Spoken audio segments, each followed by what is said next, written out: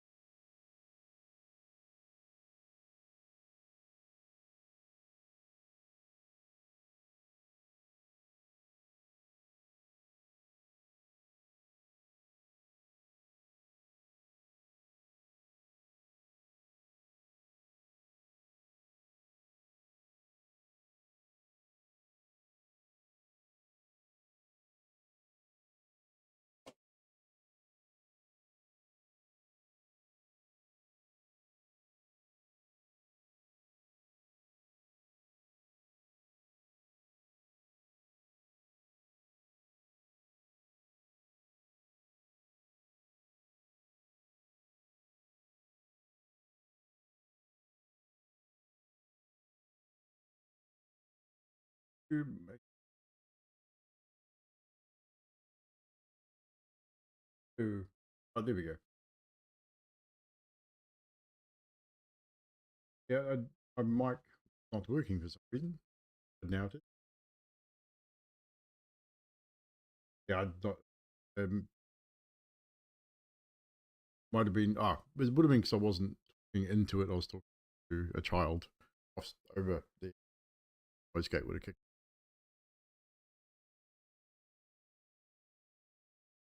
So D&D chat, middle music. Yes, so I can see what you're saying. Um,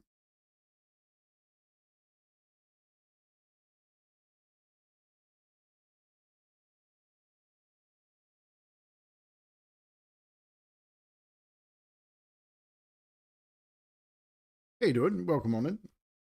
It's not Matt making Monday. Well, Monday for me here in New Zealand anyway. That's where I'm from. Carrying on with the Gibbet Crossing map from Phandelver and Below, Shattered Obelisk. As you can see, made some pretty good progress. It's a pretty big map. Added some detail off stream last session. Added some spider webs and things and stuff. Pretty cool. So we completed this area, moved in, we did this area here, down into this area, added details in the flooded area.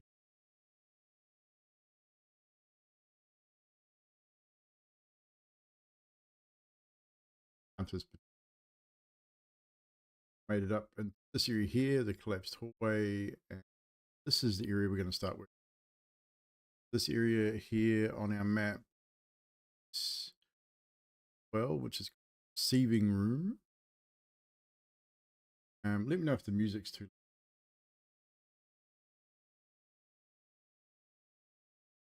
stupid loud, even though it's good music. Thank you. Are you you play D&D or a map maker yourself?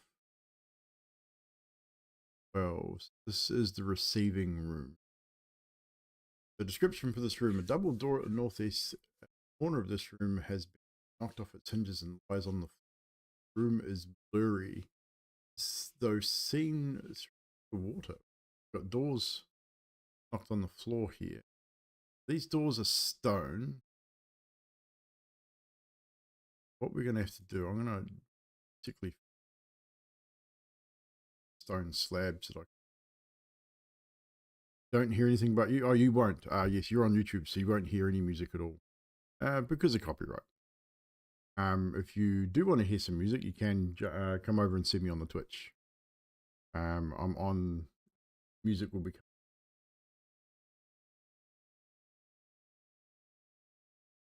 Forgot about that. It's not going. It's not going through to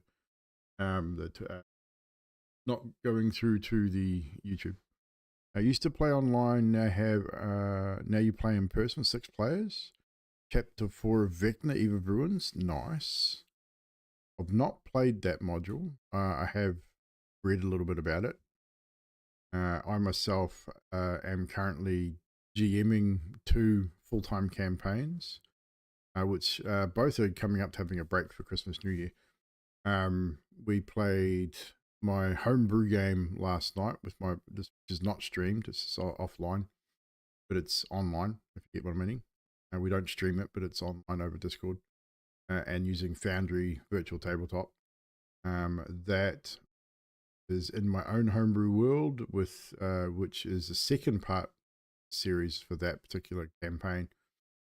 So this campaign is set 100 years after the first, and my players just hit level 8. So we're about 50. Oh look, there you are. We're about 50 something sessions, and 58, 59 sessions campaign. On the campaign that is streamed, which you will find on my YouTube, Land of the Lost, that is we're like session 9 of that particular campaign. Players are level 3, and that is a heavily homebrewed version of Curse of Strahd, which is my favorite mod. So the doors have been knocked off. Double door has been knocked off its hinges. So what I'm gonna do here is I'm gonna use a couple of slabs,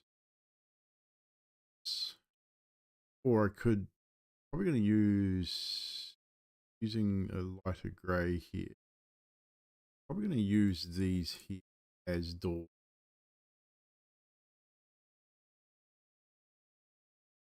You're about 7 months in the campaign. You plays level 13. It is a high level. Yes, you are correct. The 2 campaigns I'm running are lower level. Start at low level, but they will run into a high level camp eventually. But I'll get the rough idea. That's about the size of it. Gonna run.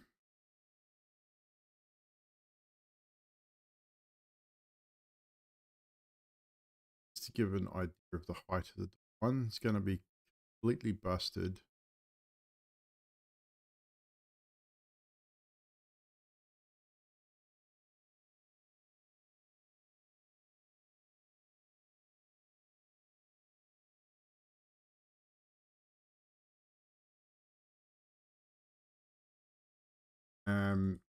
So I've been DMing for approximately 6 or 7 years.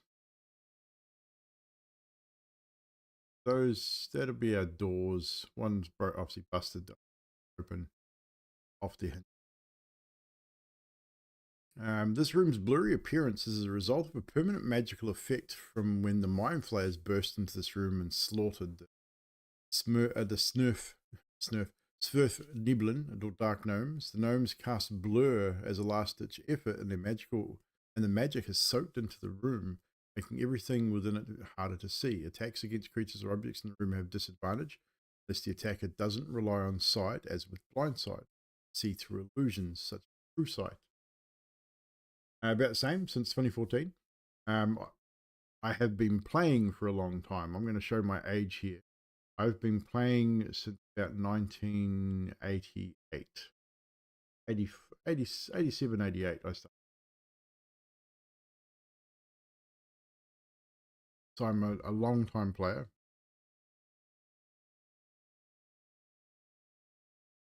That's pretty much it for this room, it seems. So we are I'm gonna grab my dust. Where's my dust?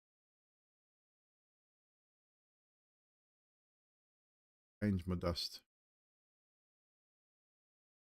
Blood puddle.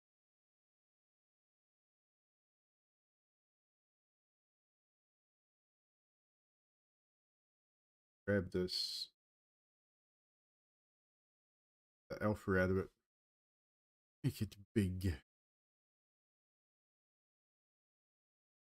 And need some more. Essentially what I do here with this stuff is throw some, essentially just dust on them. I use the same thing all the time, but we just size of it and gives the floor. So that obviously That's essentially this room. This room's just a big blurry room. There's not a whole lot in it. We will add stones.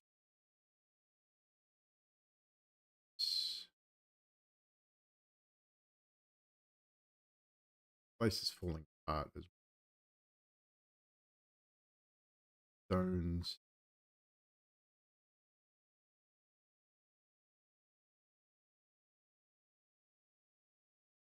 So so you just play in person now? Like you don't still play online at all?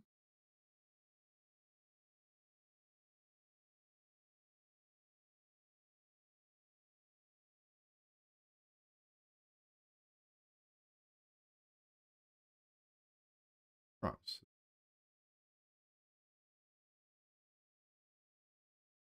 I really don't have time, but have all this up still. We run a WoW guild. Yeah, dude, I stopped playing WoW quite a while ago. Played for about 15, 16 years, got really discouraged with where the game was going. I too ran a guild for a long time, but retail just literally drives me absolutely insane. I can't bring myself to play it anymore, and I can't warrant the spend all the time. The DLCs for us here in New Zealand are like $100 to buy. Then you got to pay like $25 a month to play it. It's not worth the money anymore. Games become so easy. You play 4 hour sessions every Thursday. We play fortnightly, 3 to 4 hour sessions every other week. Because I'm obviously running 2 games. I don't want to bog myself week to week. But in saying that, I also play in 2 other games. Every 2 weeks, I'm playing in a homebrew game that my brother runs around a table. It's in person. That's using hardcore rules, so it's a little bit more gritty than 5e is. And we've just put a pause on one.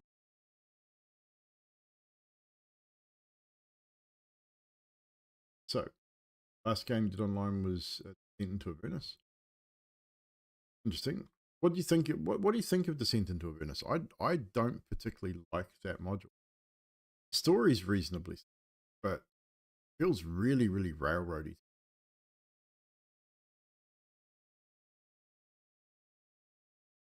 So the next area is this area here, G13.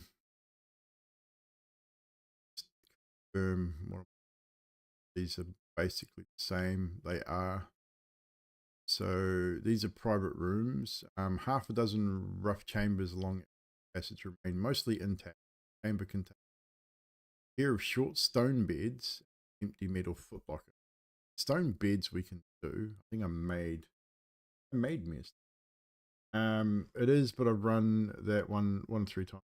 Very different. Run it 3 times.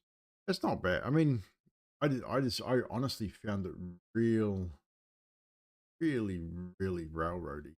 Whole game.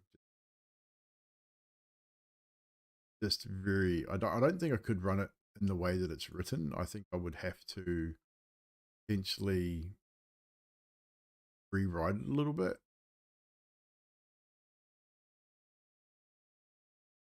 Just because it seems like the story's really almost one dimension. I'm just going to put these beds in these rooms. Moment. Reposition. These are prefab. Complement.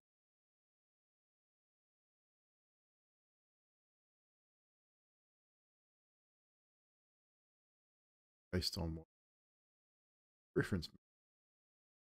So again, this is a recreation of the maps from Phandelver Below, Shattered Obelisk. And I say recreation. It's not exact what they have. It's pretty close based on description. 5 foot beds, gnomish or dwarven kind of. Actually started the last one in Ethereal before. Okay, oh nice. Yeah, I like to make changes to my camp and maps. Like my first time through Curse of Strahd, I ran it as pretty much as written. Made some minor changes here and there, but for the most part, it was run as it was written, and it wasn't a terrible run through. Party did reasonably well until they didn't, and that one did end in a TPK. But they were level 15, and they literally fought Strahd, and it was just unfortunate. They fought him where they did, and they separated themselves a little bit, focusing on him target, and he beat them. But they still enjoyed it, and it went for like, I can't remember how many.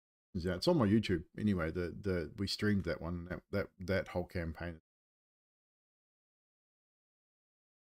Look at Locker. No, we're not. I'm gonna go check. I'm gonna see if we can find a metal test or something more metal than wood. That one would work for a metal footlocker. Gonna bring this down. Heads where most footlocker. Still haven't done that one. You want to? Curse of Strahd's such a good camp. I would say all iterations of Ravenloft, I have enjoyed thoroughly. This edition of Curse of Strahd is very good. I can't remember. There's always a potential, but again, I have not run Phandelver Below. I've run Lost Mines of Phandelver. I have got the Lost Mines maps as well. I've run that module. So I could potentially run the continuation of that module party that they completed it, survived. So there is an opportunity there to play that with him at some point, or with a brand new party and start from there later in the game. But you never know. Ran Phandelver original, but not new one. Yeah, so I've done the same. So Lost Mines I ran. Thoroughly enjoyed it. Love Lost Mines. Great. It's a great module. Good story. And this is obviously these are the maps, the continuation for it. So give you an idea of what we're. So these are the maps that I have yet to make. So these ones I'm working on. These are the maps that they have on the thing. So these are my recreation.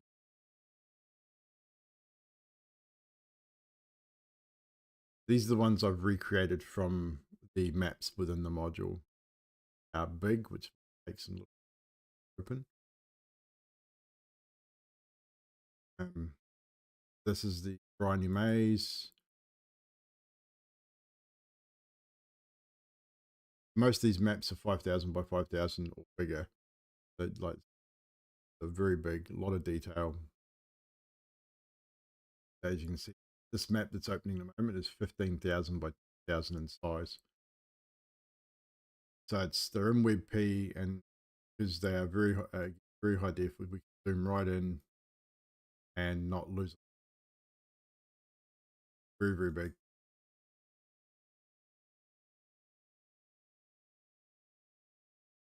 Pretty like some neat maps. Like I enjoy making my maps. That's a smaller one. That one I believe that's night. I'm still night. These are all the Mind Flayer type maps. Again, and I do them all as if it was daytime because I use Foundry VTT, so I can light these, make them light, make them dark in VTT. So I always just make the one version, so I don't need version of these maps. I can create that in virtual tabletop. So again, basic maps. This is probably one of the more recent ones. This was the one just previous to this. Is Talandirith. This map here leads to the one I was sort of stuck to. darker stone. But again, same area here. This is a mine that leads to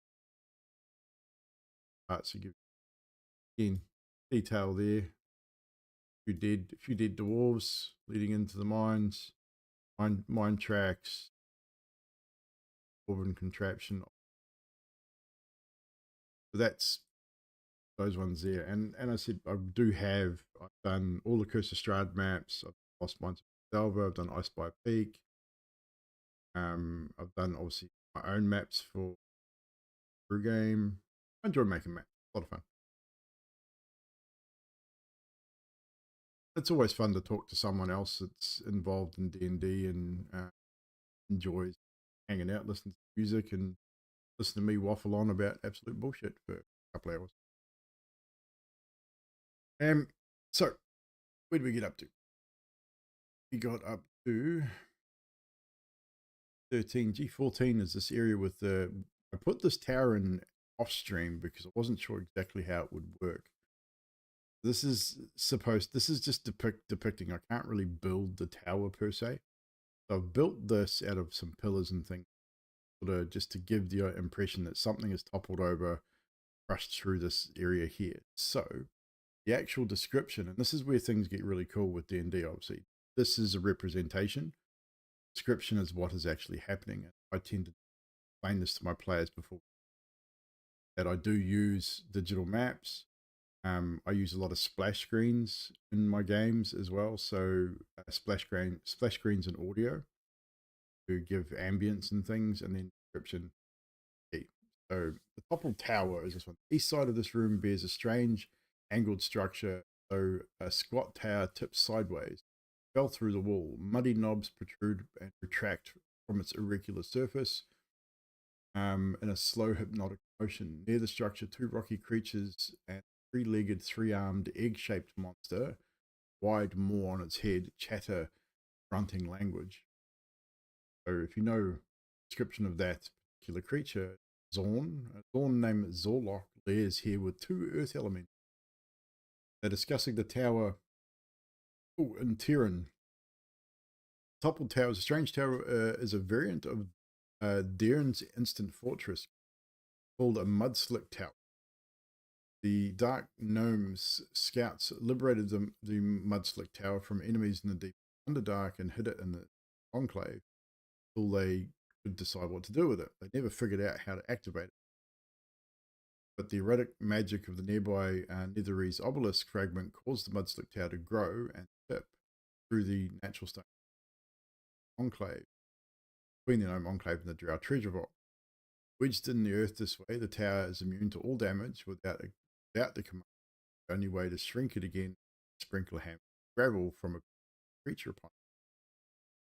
Talking to Zorlok, Zorlok has spent most of the time underground and around the Dark Gnomes and speaks Gnomus and under Kirin. If the characters parley with the elementals or Zorlok, the Zorn can share the following information. Amethyst. Zorlok came here a few years ago with their rock mate, a sibling. In search of delicious amethysts that the Dark Gnomes left behind. The Earth Elementals were already here. Like Zorlok, they find either shifting mud or the top of the tower strangely fascinating. Zorlok's rockmate found and ate all the amethysts, and even though Zorlok was clear about wanting, rockmate lumbered from the Enclave into a roper ambush. The ropers killed it and ate Zorlok's rockmate, including the amethysts in the rock gut. Zorlok is angry at the ropers and really wants those amethysts back. City of Dead 3 sewer maps was 75 by 50. Best map we ever did. That's a good size. That is a good size. What program did you use to make them? Did you hand draw it, or did you use digital Dungeondraft Incarnate? Anything of like?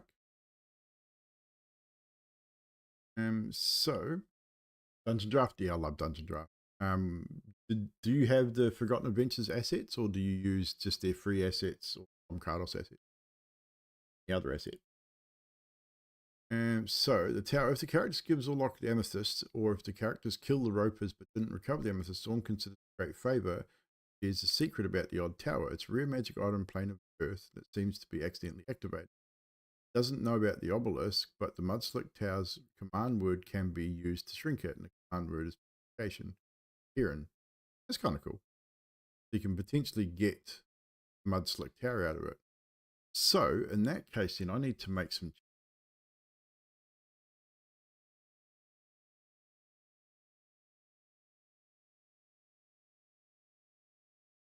You got the PC Cloud link for all this stuff? No. I went on the Patreon, and I was Patreon for quite a while, and I have got the new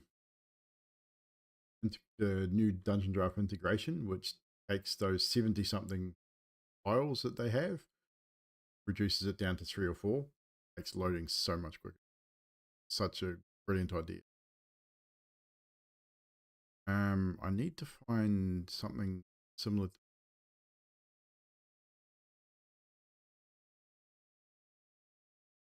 make bubbly stuff.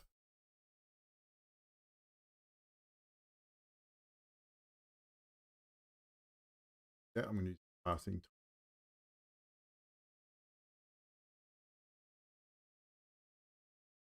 It takes a long time. Still use Foundry for your home game. 65-inch TV and table. Nice. Something love to. Oh, but no.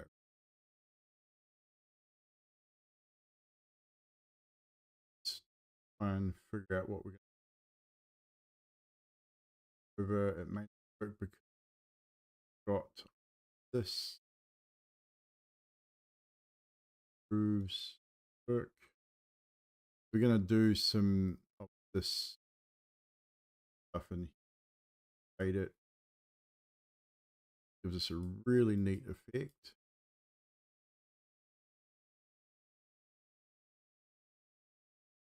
Just to depict the bubbly mud that's coming out of the tower, add some.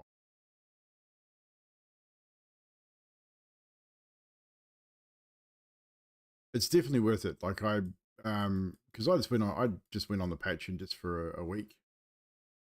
Paid for, maybe basically paid for a month, but paid for the Patreon and downloaded what I needed and then cancelled it. I'm kind of okay with it. So it works.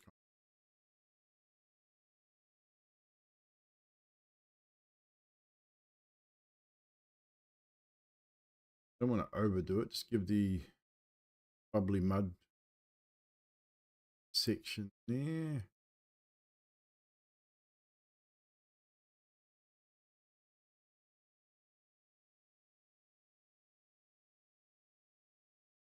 Looks all right because it's a visual. It's all.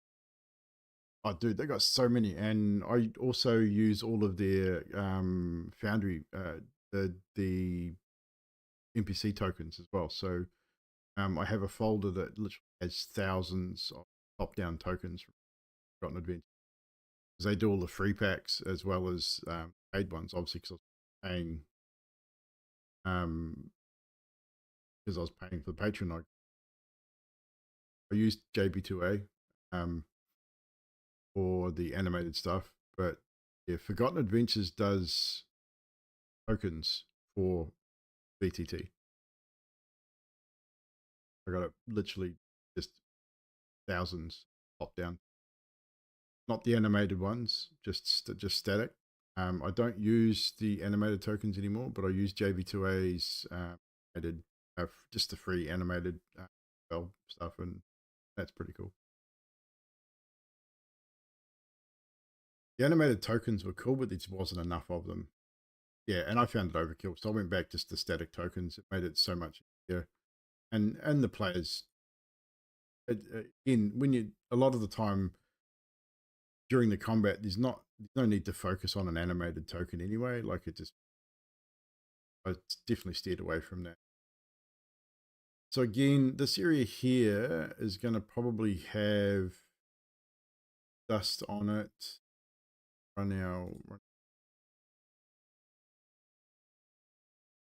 even though there are rock elements in here.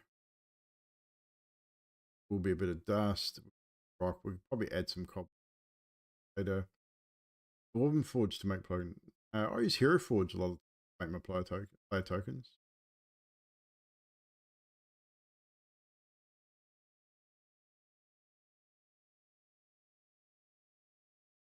Dwarven Forge is good. I use Hero Forge for that, which is fun.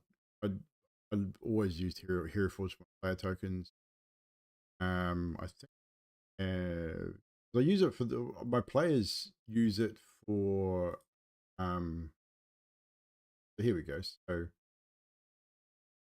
if my players use Hero Forge to create their characters, and then all I do is grab character, remove the background, and then I do a top-down version of it as well. I don't have the top-down versions in this. I'd create a portrait and top-down, which is so easy to do. And that's even without paying for the pro version of Hero Forge too. I put it into my photo editor, do it that way rather than paying extra money when you don't need to. And I find it quite relaxing to remove backgrounds, and that gives me something to do. Bit of fun. So next we have, it's the toppled tower. Now we're coming into a different area. So we're leaving this area here for a moment. We're coming this area here. There are stairs here that I have. I'm going to put some.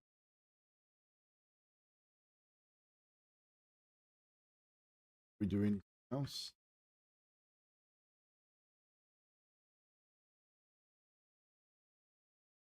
Our darker stairs here. Stairs are going down. I believe they're going down to the door. So I'm going to leave. So they sort of have their stairs starting here. I'm going to start them a little bit further. And stop them a little, so we give a little bit of a platform.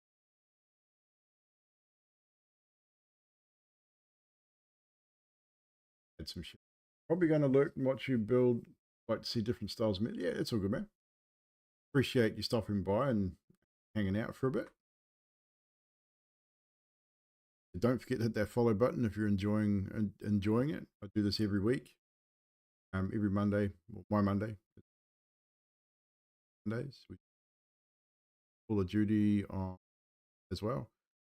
So Mondays, Thursdays, Thursdays, and occasional Friday.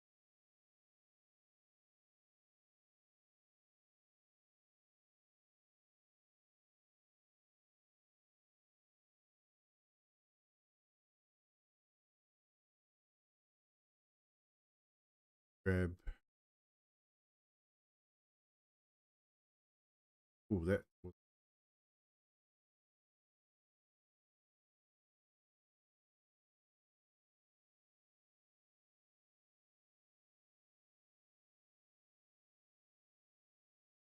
steps going down. Nice and easy.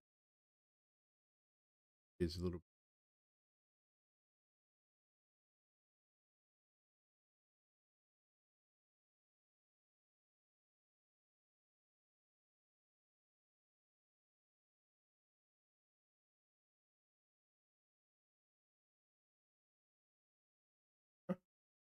Gift to the Gabby. What's it? I am doing well. How are you? Hope you are doing well.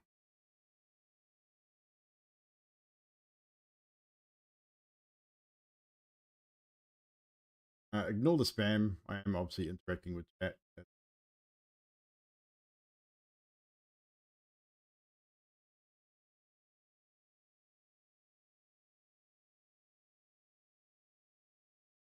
On all my events. So if anyone followed, I realized I have followed.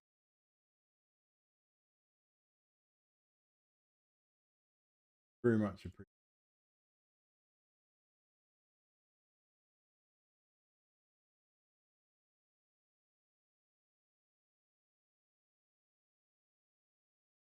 And the sub as well. Thank you so much for the Prime Game sub.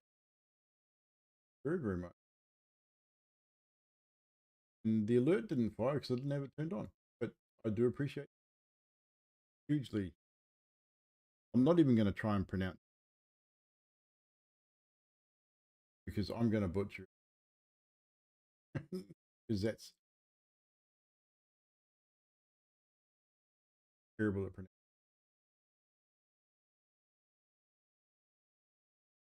Back on.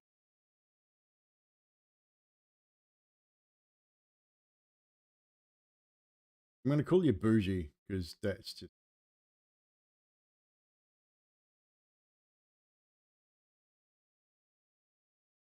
But thank you so much for that sub, dude. Appreciate it very, very much. E15 is the Dwergar delegate room. So along the low table in this room, it's the right. Am I in the right room? Topple tower. To make sure I'm on their map. They don't. Oh, they do show it.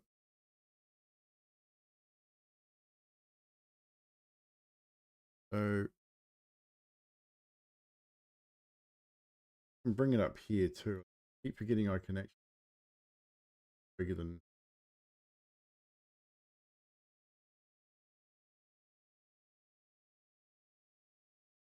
So room here. This is the room we're looking at the moment. So table here on the side is down to this door.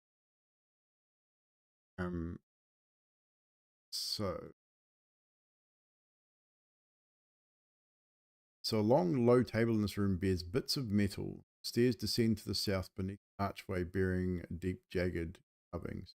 We don't need to put an archway in.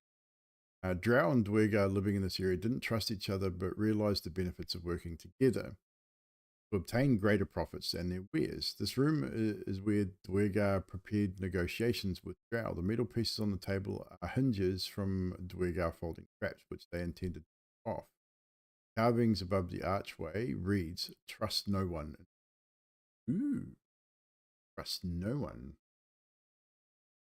So, I believe that we don't have a stone table, gated stone tables using these, which potentially could. I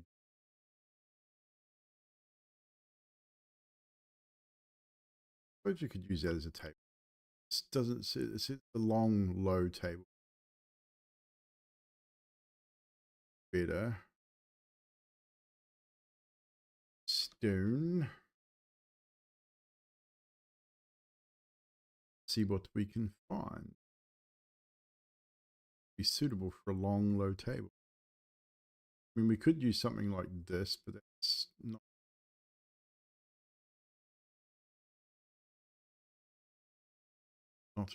exactly small. Could use an altar, but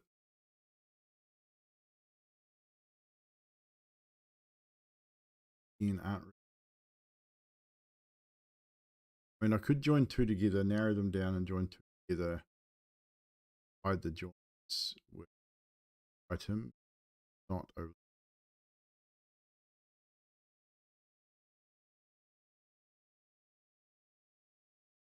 You just tired? That's not good. You must be in 2 a.m. for you. You must be in the US somewhere.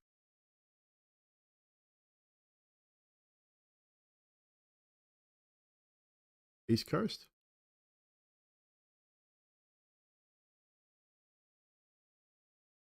Figured you'd be in the US. I mean, I'm still a little like rough on my time zones, but I'm pretty sure that's East Coast, isn't it? Yeah.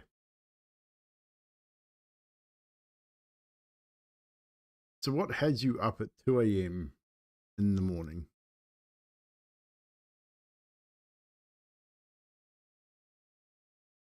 A lot of new assets here too, which are very, very cool. This could work as a table. Definitely use that. I I think it would be made more out of this kind of stone and area, either a darker stone, it's this lighter sort of granite style stone. Just can't go back to sleep. I suppose it happens. Go with the dark. By the time I add, if I put this up on layer 2, add some shit. See our low table. Put it in this position, about there. Grab our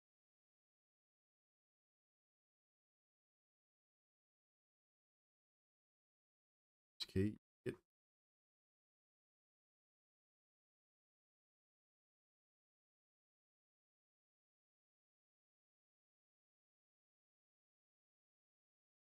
go. Look at that. That's our table. Need to add some metal pieces on it. I have assets. Not, we'll definitely be able to have like things like that. That's all brow stuff. Here we go. We've got little metal bits, decoration, rusty metal. Something that we pass off. I mean, yeah, probably wouldn't matter because it's all going to be quite small. So that on there.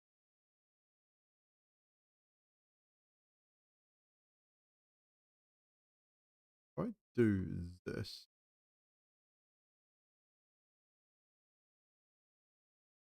perhaps run. That kind of looks like a hinge, doesn't it?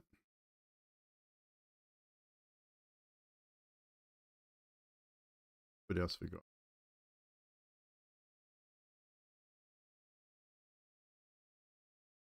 Probably do actually have hinge. Look at that. Look at that.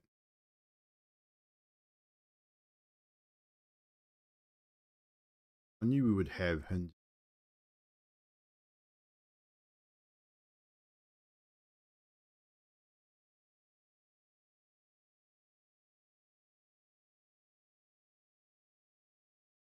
Pieces. Put a broken one. That's all we really need. Rusty bits of metal. That's where that way leads to south.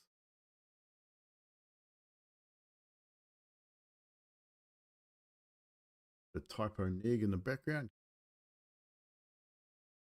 Next area looking at is going to be area here, 16. Flooded room.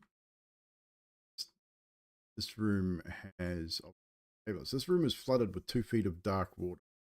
The crumbled remains of an old stone table emerged just above the water.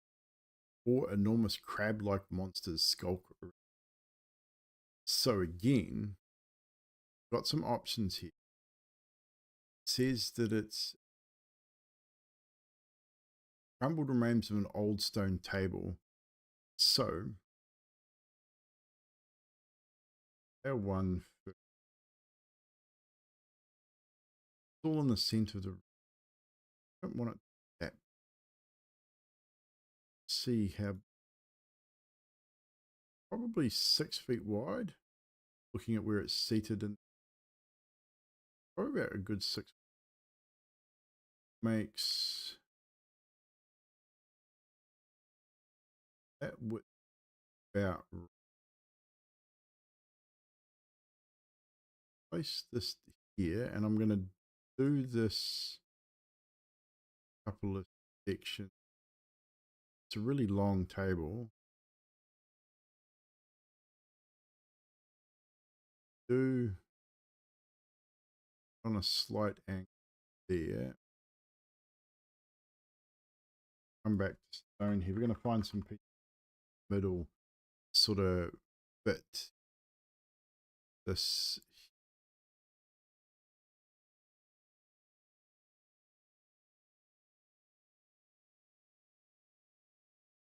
we've got stone pieces that'll rubble list.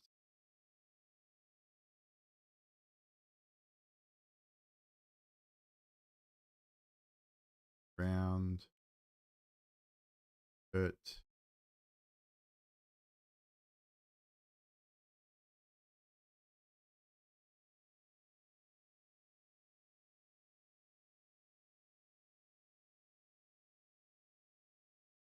Broken. Here we go. Nope, that's not. I want to keep it relatively intact, I think. Not completely, but so what I might have to do here is something a little.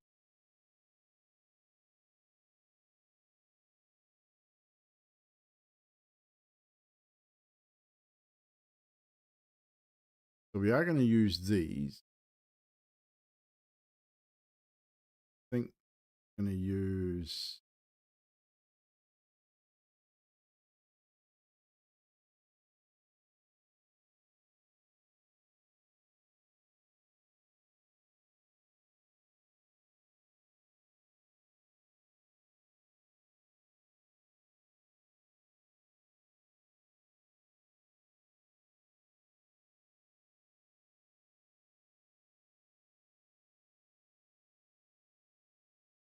need to.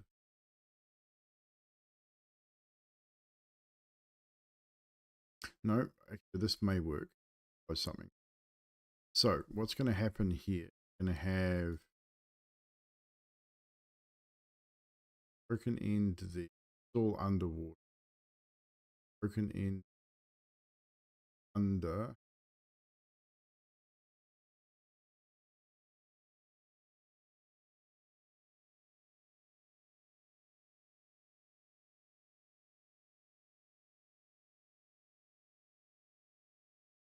Reason need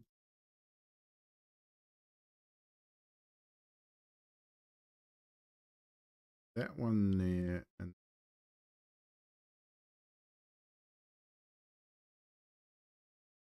something like that to bust it on one end, perhaps.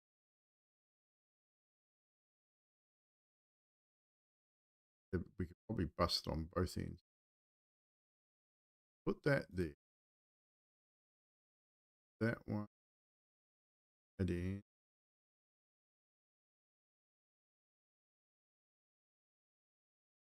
Send. Now what we're going to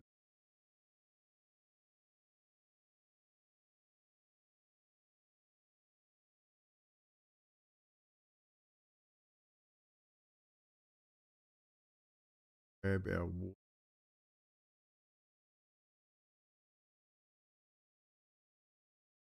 Sitting above the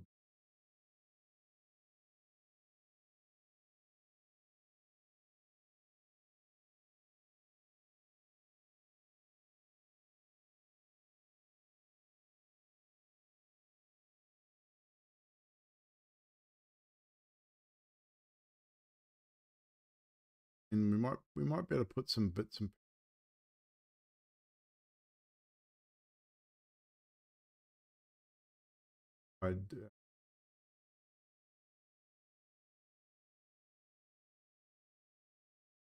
doesn't say there's anything on the table. I think that looks all right.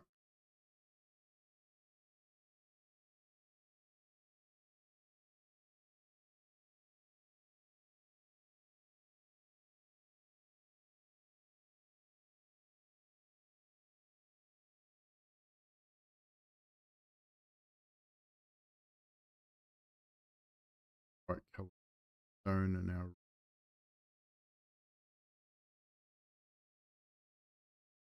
So if we go something.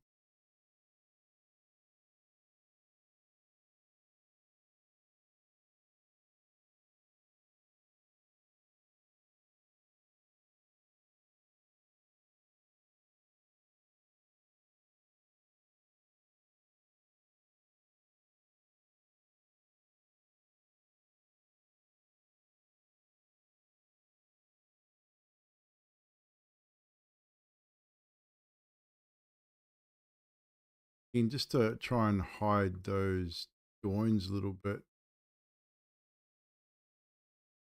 make it less obvious that it doesn't look too bad. I'm okay with it. And again, that sort of distance, it does look like a broken. The water makes this room difficult terrain for creatures without a swimming speed. Or tools, which are like crab-like creatures, lurk here, alert for prey entering from any direction. They know about the secret door on the south wall, but they also know that a dangerous creature is beyond it. They don't pass through the secret door unless they face foes that way.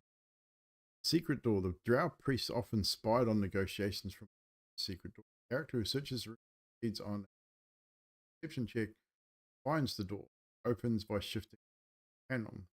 Behind the door is a staircase that ascends. Opening the secret door, merge the bottom 2 feet of the stairway. Obviously, if you're going to open this, there's a stairwell behind opening this. So, said we've got, this is our area here. This is the secret room. At next, not next. We're going to carry on. We're going to follow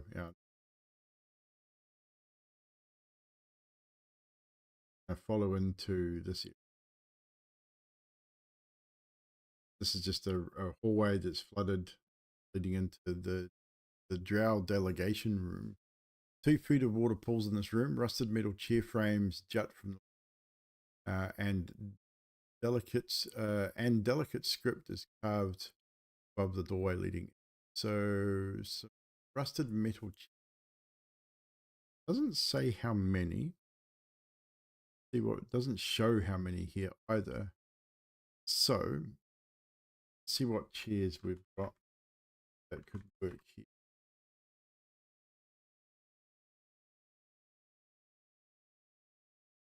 I don't know that we have any specific metal chairs or just metal chair frames. We've got electric chairs.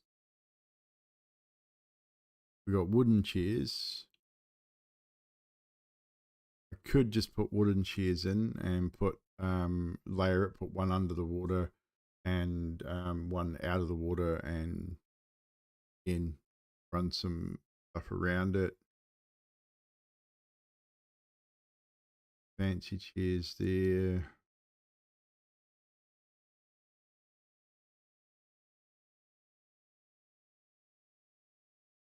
Got the chairs. Torture chair with, I mean, these are torture chairs, but that are metal, but kind of don't really fit what we want. So what we may have to do here is build a chair frame, perhaps. I mean, we could build a chair frame out of cages. If I could find the right cage which doesn't look weird.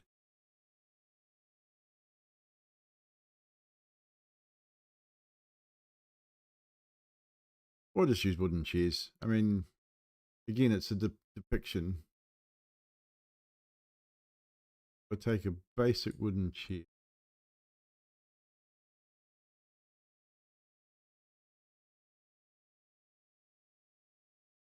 Rusted metal chair frames. I might actually try and make a, see what metal we've got here. See if we can build we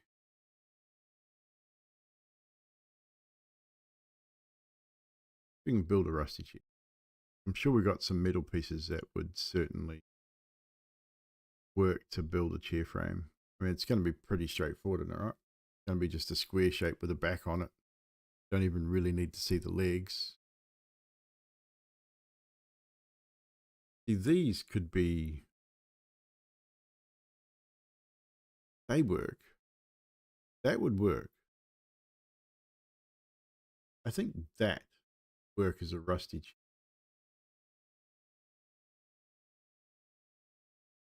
That would definitely work. We go in.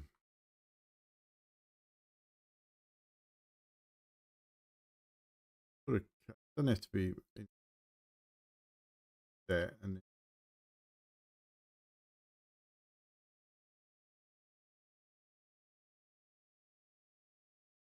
set it slightly.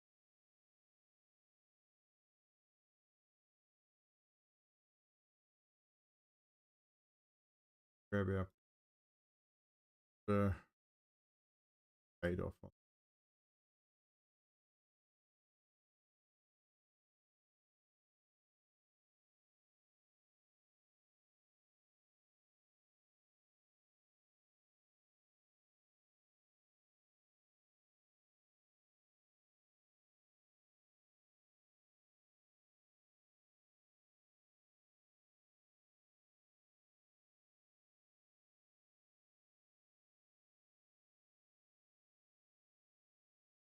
That definitely gives us our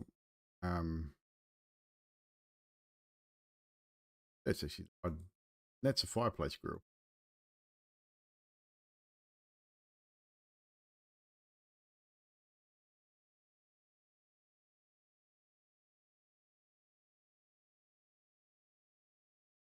I don't know how long I'm going to stream tonight too. And I might just keep going until I finish the map, or I might stop, talk or two. Thursday, I'm probably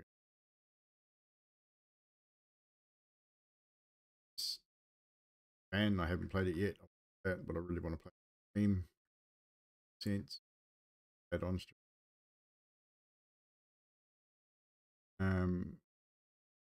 So that's pretty much this area here. The carved script reads, "Distrust all strangers" in Elvish. So the dwarves and Drow here would basically both mistrusting of each other. Sad, really. G18, next area, which is this flooded passage here.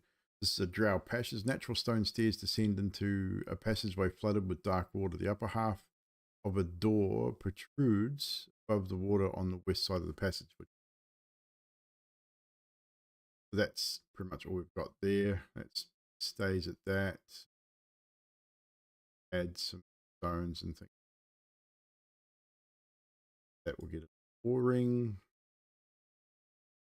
Next area is G19. This area here, which is the Evldoa receiving room. Door leading from the wide tunnel bears a simple coin with a spider leg. Name Evldoa, Azadiel. In Elbridge, a character who is proficient with history or is drow remembers the house of Evldoa, drow trading house, terminated by mind flayers generations. That shows you kind of how old this place is. Generations over occupying space. This wide room has several chairs made from tough silk over metal frames against the wall, and stands against the west wall stands a metal cabinet spider leg.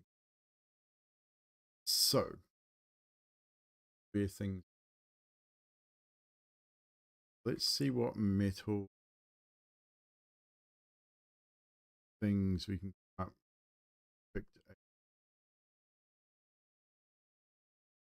framed stuff there. Accordion symbols. Typewriters. We got phones. Barbecue. And that's a the metal cabinet with spider. So you're really only seeing the top of the cabinet. What they've gotten, so the metal cabinet here, which is hiding this door. We can make a metal cabinet. I think if I put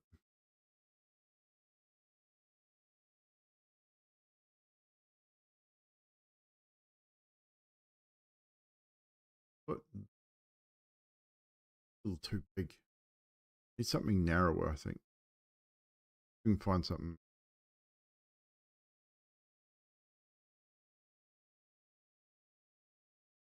These are all tables. Yeah, good torture racks and all.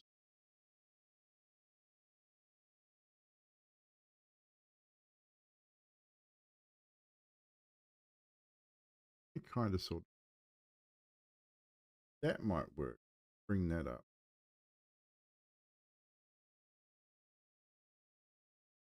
That could bird maybe look like a metal cabinet. What the hell? The box luggage lid. Hmm.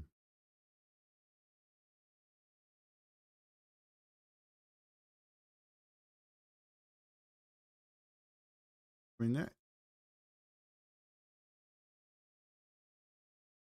Oh, look at that metal cabinet. That works perfectly.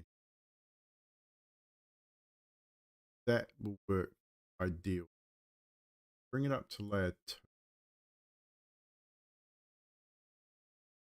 Little hide. That works for me.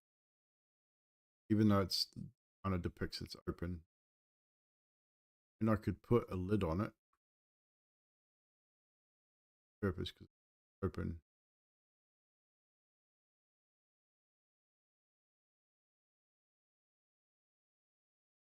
Might look a little better.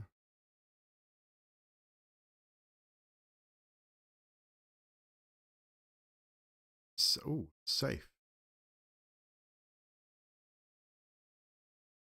No, it's not safe. It's a metal cabinet. Those the 2 square. That'll work, I think. I'm happy with that. Add some. Is some tough silk on them.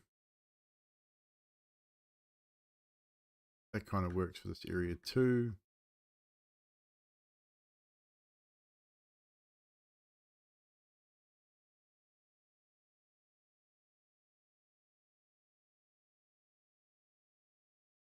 And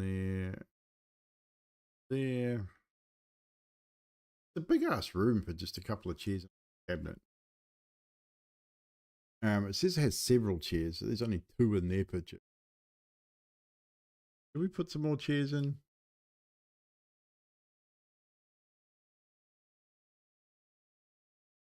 I'm going to put a few more chairs in.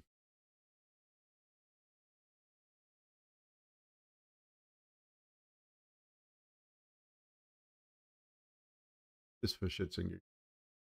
It says several, right? Several's more than 2, in my opinion. Several's more. When the mind flayers attacked, the drow denizens moved the large empty metal cabinet in front of the door to the shrine to hide it. This ruse worked. The mind flayers never entered the shrine and found the Yoklol demon bound to protect it. Moving the metal cabinet out of the way is necessary to open the shrine door, although the Yoklol from G20 can seep under the door and cabinet in mist form. Everything here is much cleaner and better maintained than other areas. Okay, so this is clean. It's still gonna, I think it's still gonna have dust here, but not as much. There's gonna be no cobweb. I think we're still gonna have patches of dust. But we're gonna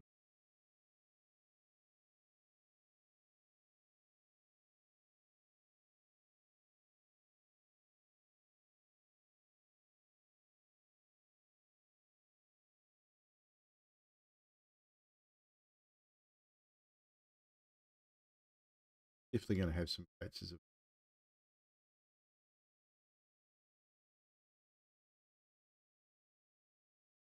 Got the dust out. If you got any questions, chat too. Don't hesitate to ask, whether it's about D&D in general or about the map or experiences as a DM or and a player, because I both. Feel free.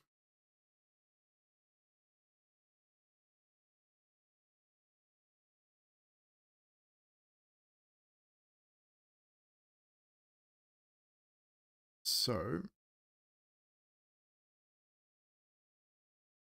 that these ones don't even label those rooms. Don't. So these, I'm just going to put what they've got in here. I'm going to here in this one. That's what they've got in their map. We're going to do the same. Grab out here.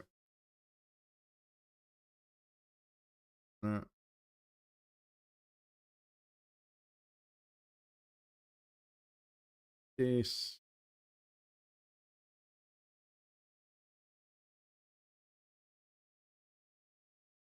This is probably, it's going to be a fancy-ish desk because these are grow up.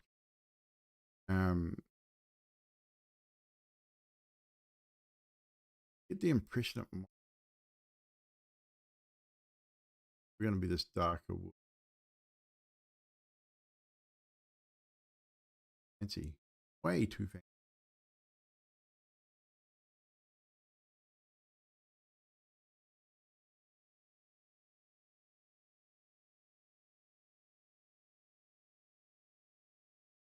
Fuzzy. Let's see what we.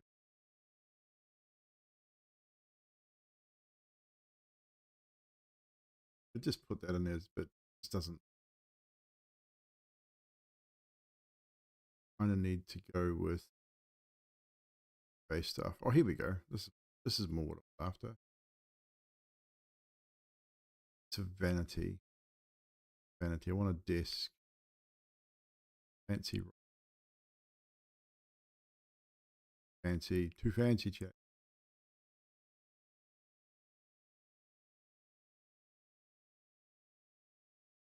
Want anything too fancy. Here we go. Just a rectangular.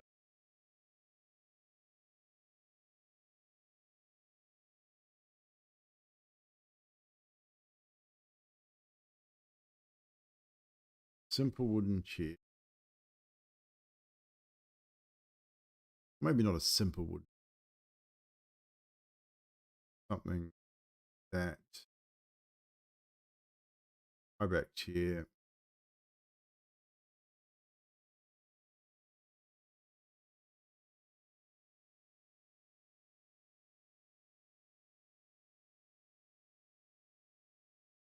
Nope, didn't want that.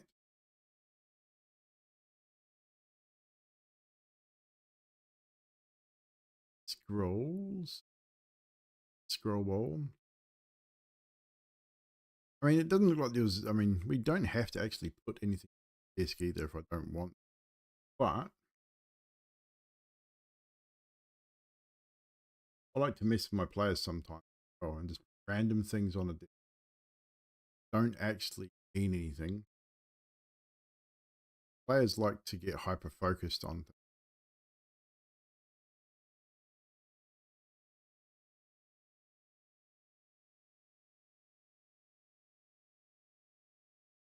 Inkwell.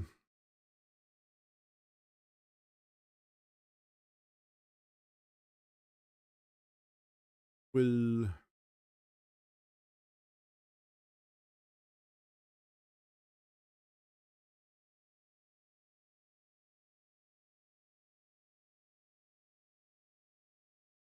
And a book.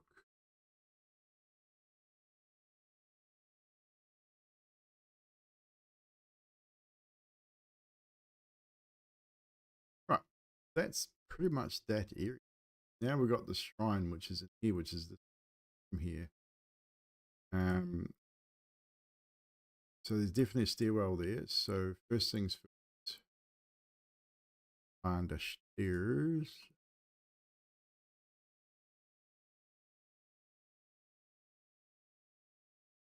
down.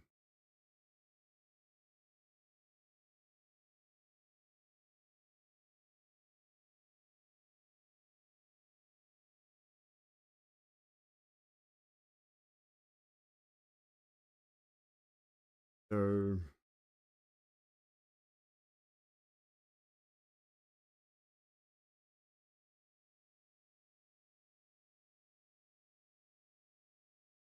fade.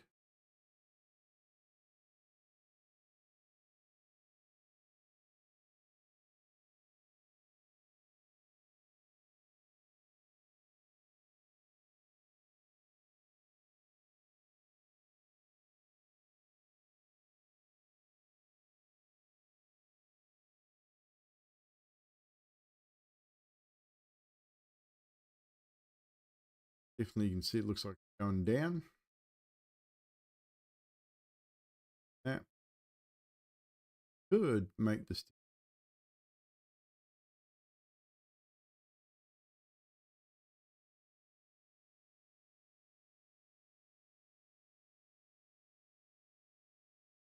Let's make our own.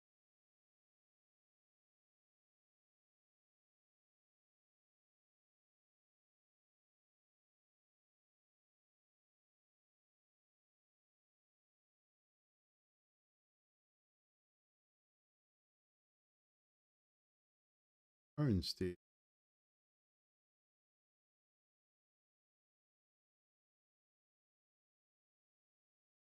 Then we're going to grab the shadow that we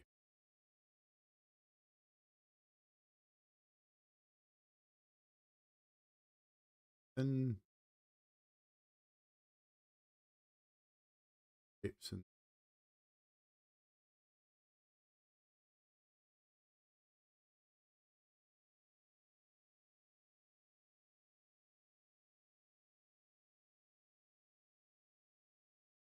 and we have stairs out of the same. Kind of makes sense. Save that one. Drow. They're not going to just have any old out of the same.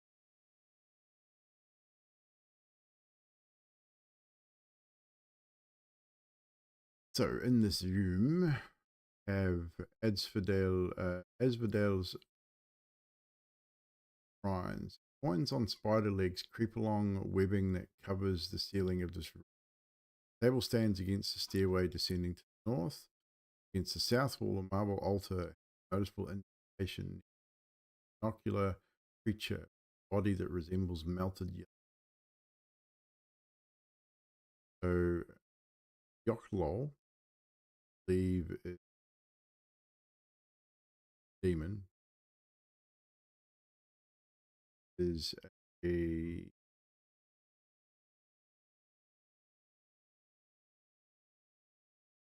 so the Yoklol Zuluth Zuluth Zuluthil can't pronounce anything terrible. Was summoned by the priest of House of Asphodel and has remained here ever since. The demon knows that the Asphodel Drow here were killed long ago, but the fight was joined. Although uh, Zuluthil doesn't need to remain, Yokdol considers himself a break from chaotic machination. Demon web pit enjoys the solitude and reacts violently to intruders. The table contains several slate tablets filled with notes in undercommon. Okay, so see where they have this. Got an altar here and a table. Cardi, what's up? Hello there.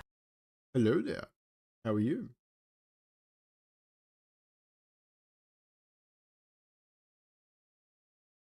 What's up? How you doing, Ricardi? So again, just a desk. So what I'm going to do here, we're gonna cheat. This is the cool thing about these. Grab this, grab those objects because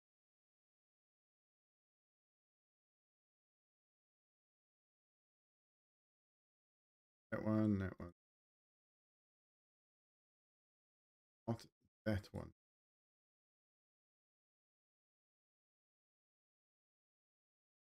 We're gonna use playing some V Rising. Ooh, couldn't get into V Rising. Full game. I personally couldn't. Map making is going well. Pressing along. This map should hopefully be finished.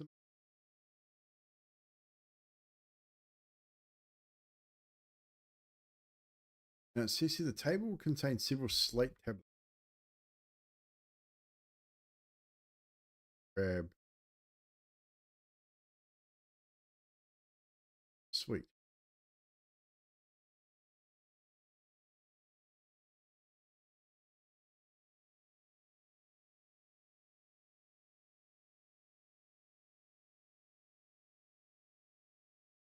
Any particulars on V Rising not going well? I just couldn't get into the style of the game. Like the concept of the game and everything was really solid, and um, I enjoyed it to a degree.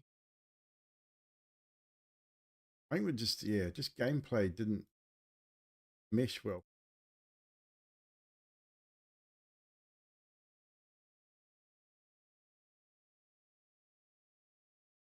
Yeah.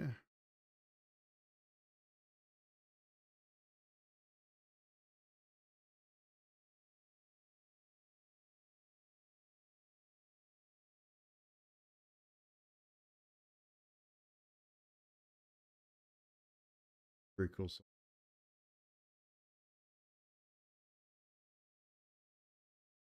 And I think because other people weren't playing it at the same time. I think I just couldn't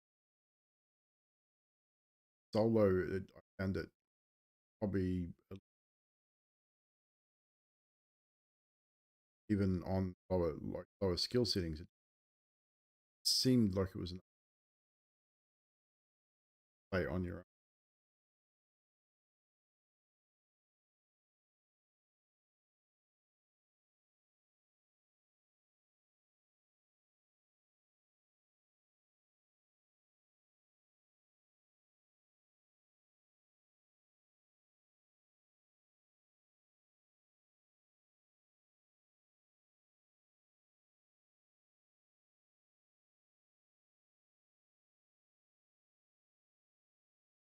It's dwarven stuff.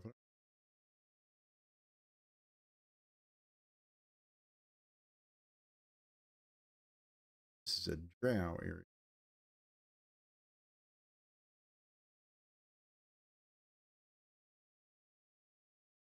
Drow. This is what I was.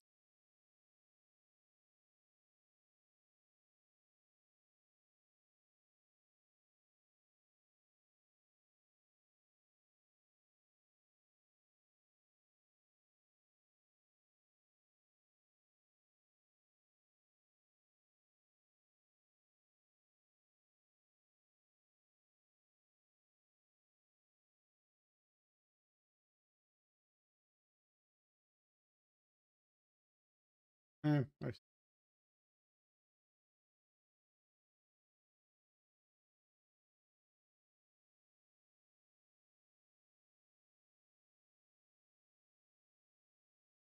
The co-op players for Uber scheduling. Yeah, could it be linked to grind material up? I mean, yeah, the grind doesn't bother me so. It was just something about it. I really couldn't explain exactly what. Just couldn't get into the game. Didn't really capture me, and I thought it would, being a vampire game, because I'm a horror fanatic. Vampires and that kind of thing, really up my alley. I just really couldn't get it.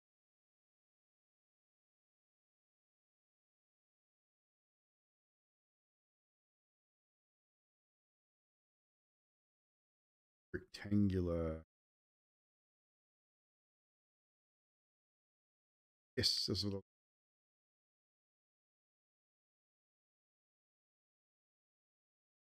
By the time I add some shadow to that, it'll better. So table contains several slate tablets filled with notes from in Undercommon. Reviewing them reveals that the writer was eavesdropping on Vigar and Drow. Apart from dull trade information. Okay, so we have an altar there. Well, see what altars we work.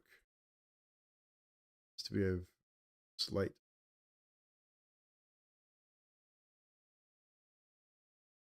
Beautifully.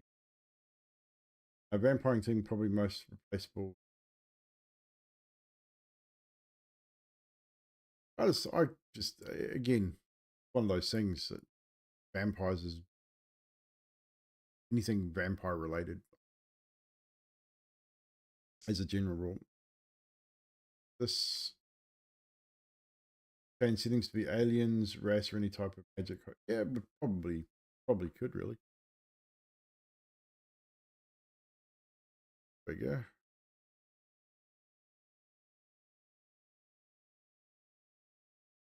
Has an indentation. Well, see if maybe some.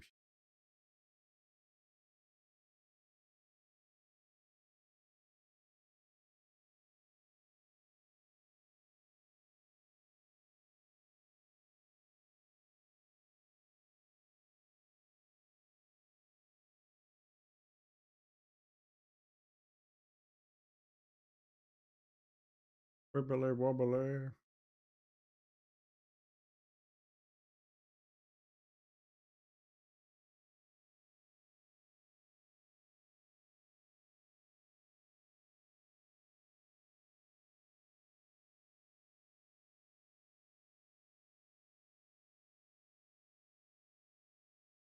Let's do.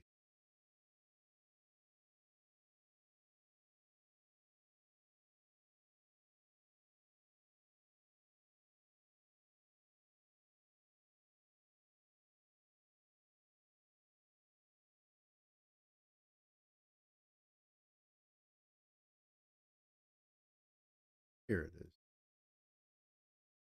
is. You played Dark Tide? No, I have not played.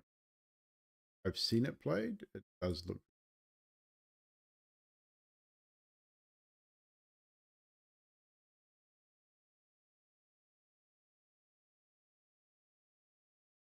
Why have to use actual?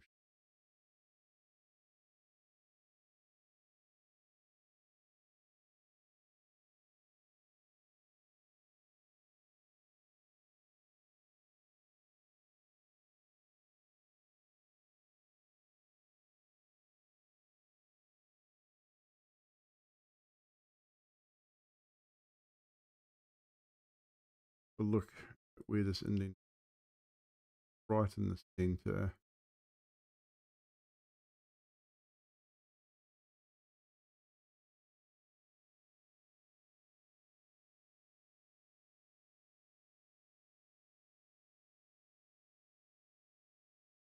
Not exactly what I want yet, but it's pretty close. Actually, I know what I need. Use the grid here. Use the grid for.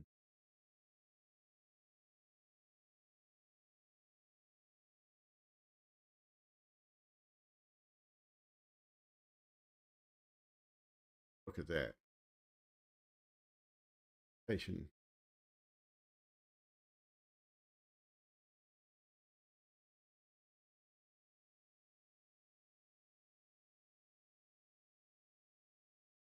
Marble altar. Marble altar has a noticeable indentation. The altar has a noticeable indentation. Here's the indentation. By the time we add shadow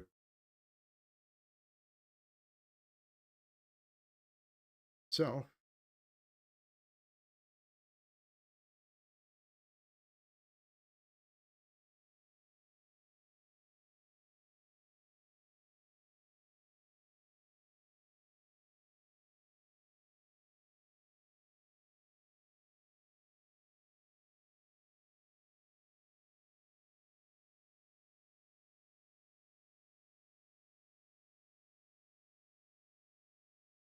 Oh, look at that.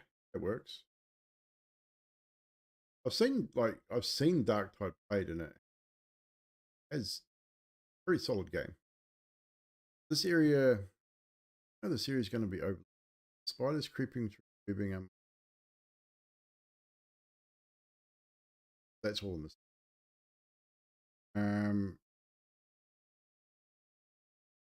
Virgo was setting the command word to activate the magic power. The drow claimed. Notes indicate that the drow already researched the command, negotiating by dark gnomes about sharing it. Drow hoped paid twice for the command word. Characters who spend at least 10 minutes reading the notes find a drawing of a tower with the ground word written. Characters should be able to determine the tower's command word. So treasure. The spiders creeping through the main coin. Coal. If removed from this room, they revert to ordinary coins. 80 gold pieces. Position. Top of the older altar. Spell scroll of scroll on the altar. We can add.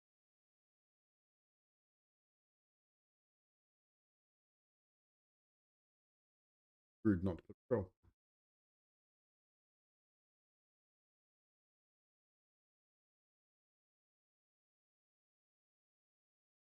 Load. Whoop.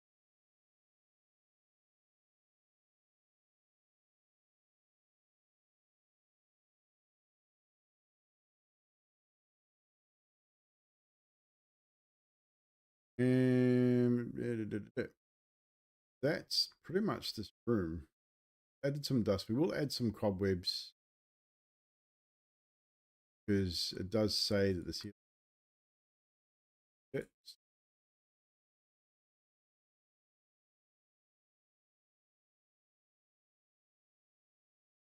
Room.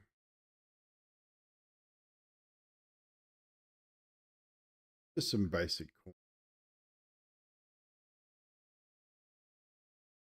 nuance. Could add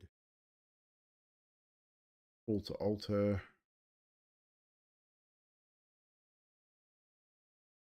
A little bit on the well. Add this.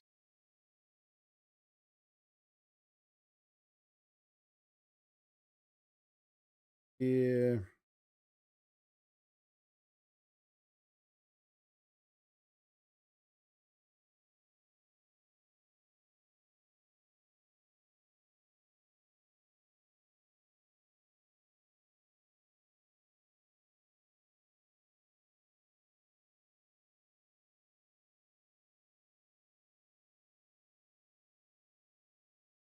Webbage there. Say this passage probably.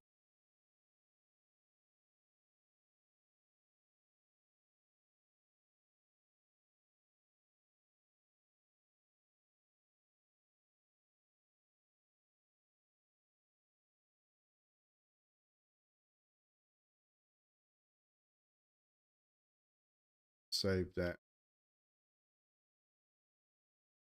So it's that area there.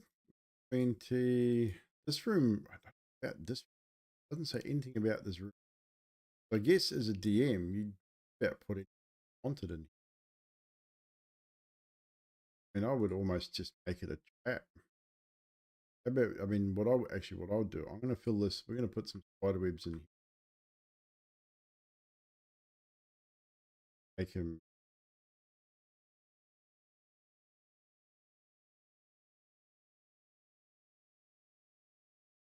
Add.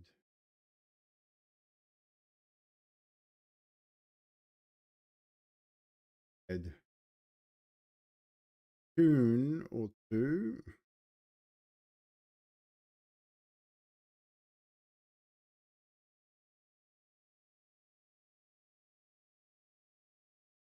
Eggy bits. What I would add to the giant spider or something. Spider-like creature. add wanted to that. Wrap there and just next area, solid room.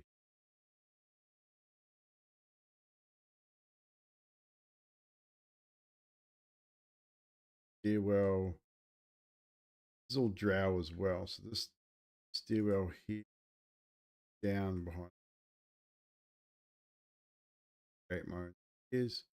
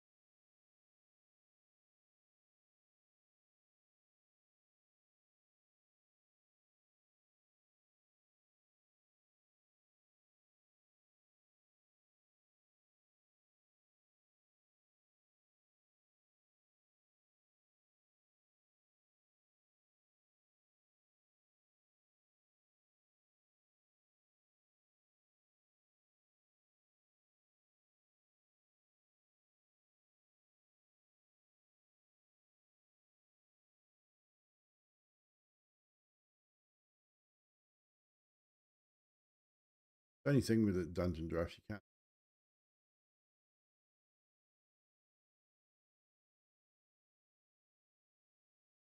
trade.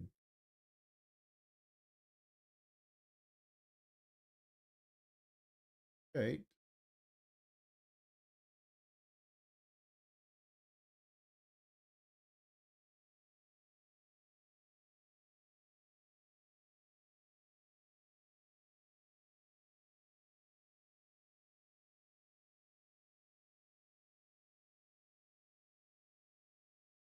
The wibbly step gives just gives the solid step.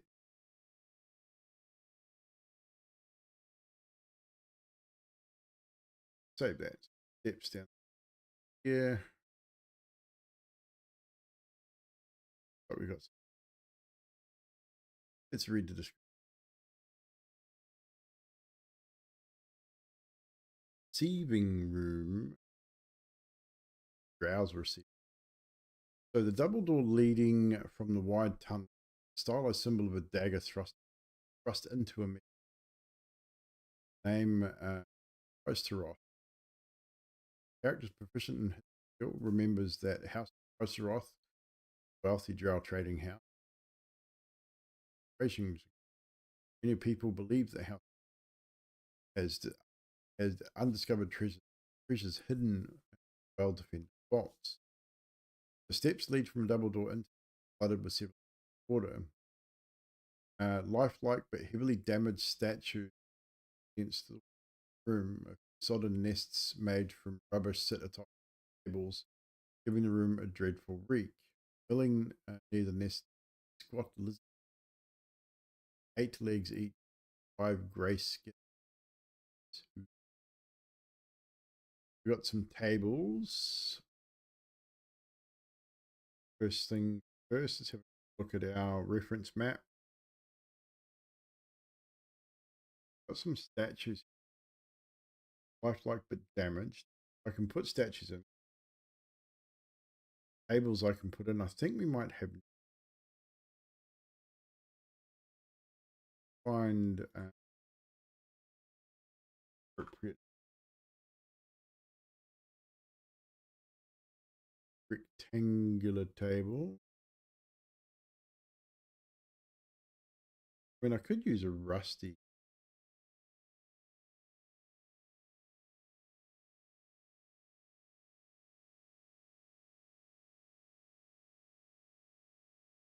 Too nicer table. Something that's. I mean, I suppose. What area?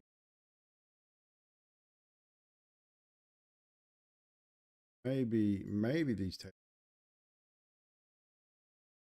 I would imagine even the design of our table would They're going to mess it up. So I'm going to use the fancy table for our area. No, we're not. This place is insect.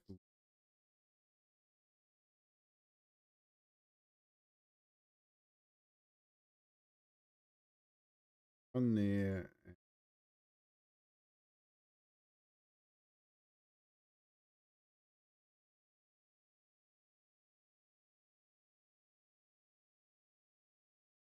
Give or take is what.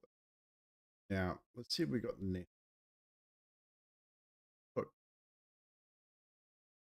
got a crow's nest, yeah, but we do have a crusty nest.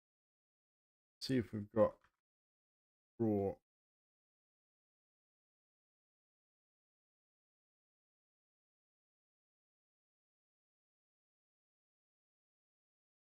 Box and square.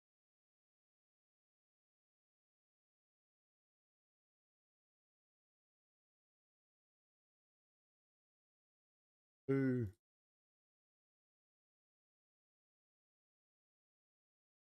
Here as well.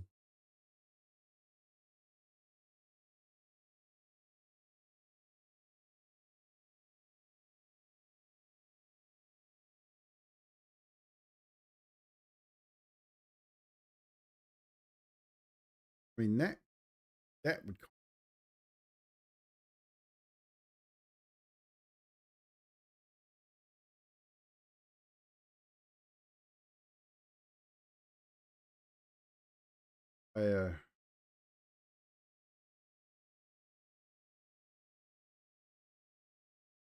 What do you reckon?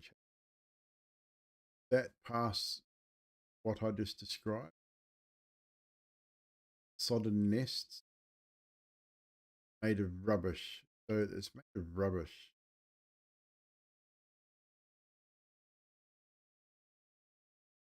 Put some cloth and stuff in it. The nest of rubbish. They don't actually say. Medium-sized grimlocks. Also a couple of basilisks. I'm assuming the nests may be from basilisk. Might need to be bigger. The grimlocks, I think, are just here. Yeah, milling near the nests are two squat lizard-like creatures with 8 legs. Yes, that's basilisk, definitely.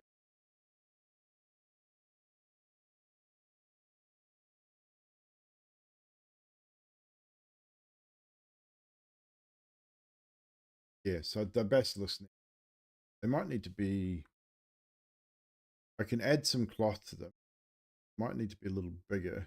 What I'm going to do is we're going to use this.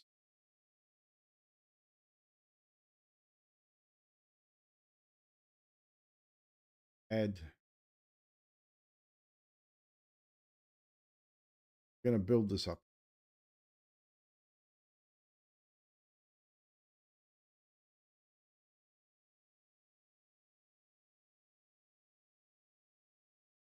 What I should.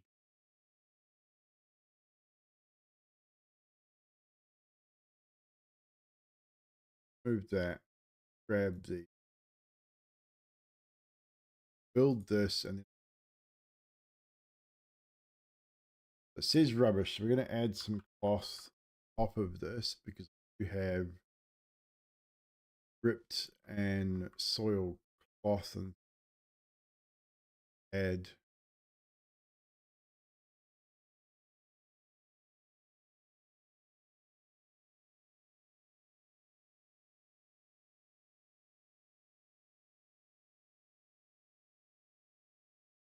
Kind of more appropriate.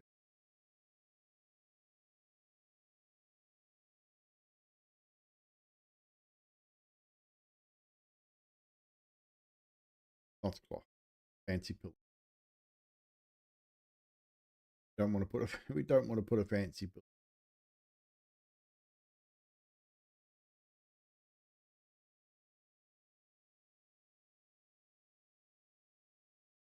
Bloodstained apron.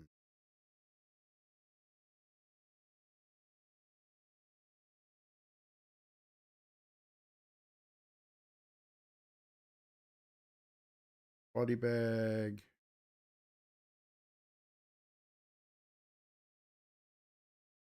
Ripped cloth. Bloodstain.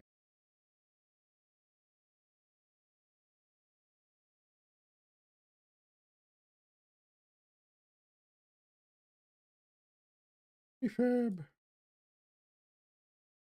Basilisk nest. That's basically what.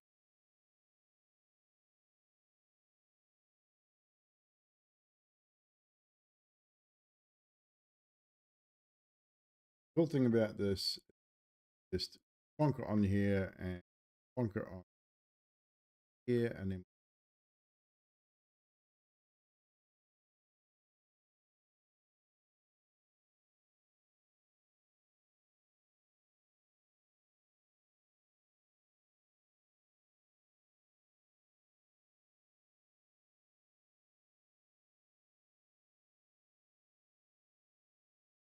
give me my arrows.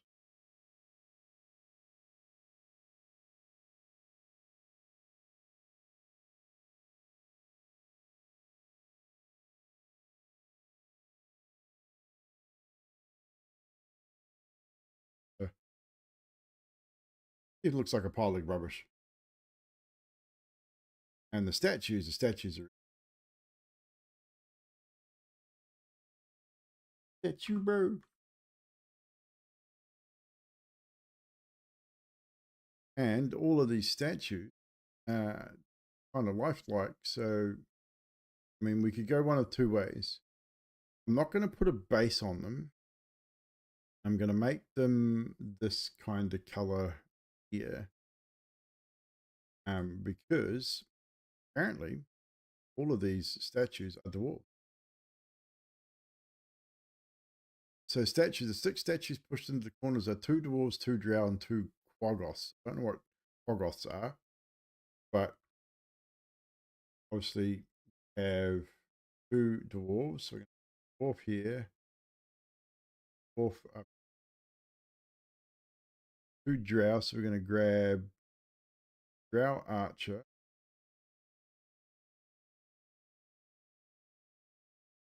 grab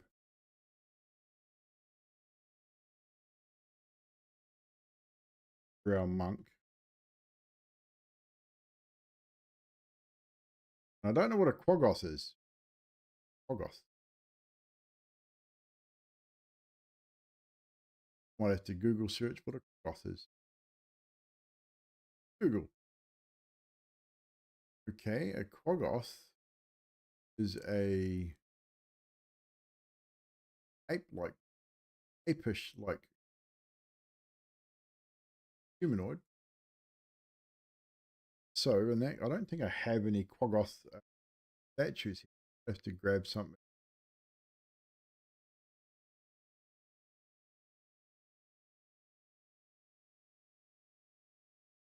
I mean, we've got a mind flayer.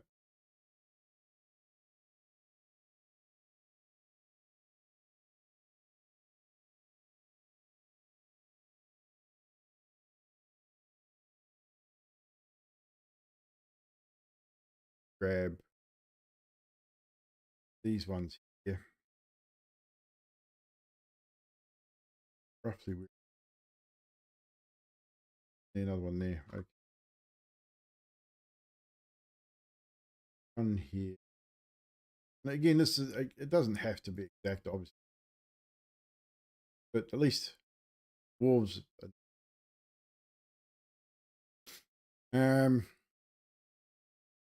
And a basilisk, a basilisk that saw its own reflection. We don't have an animal. I mean, we could use that as a basilisk, potentially. What a shame I don't have a decent animal. I mean, we've got the Sphinx. I mean, that could be. I mean, that could potentially be a quaggoth.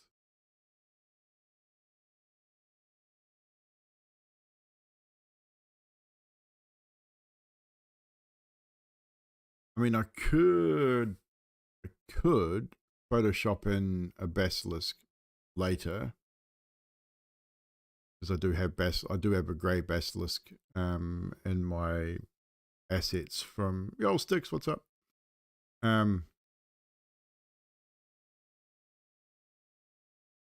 Could do that. I'm just going to put those statues there. I think we can literally just say that there was a basilisk, saw its own reflection. Each is extraordinary, lifelike, and caught in an expression of surprise or fear. Other than the basilisk, these are petrified underdark travellers who ran afoul of Quanbraxel and Timeflayer's minions. Grimlocks disfigure each statue enough to prevent the victims from being restored. So they're all damaged. Well, the characters can acquire a handful of gravel from the smashed statue to shrink the Mudslick Tower if they do so. Fitting. So, before we move any further on, going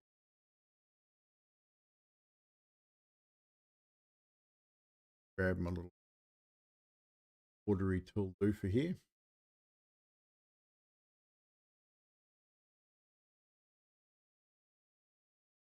Because they are sitting in. How you doing, Sticks?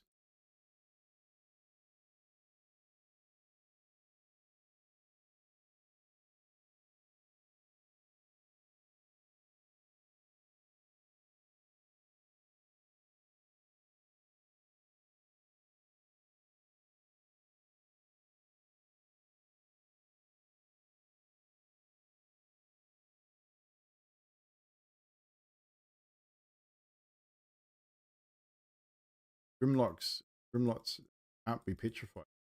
Grimlocks here can mess around with the basilisk.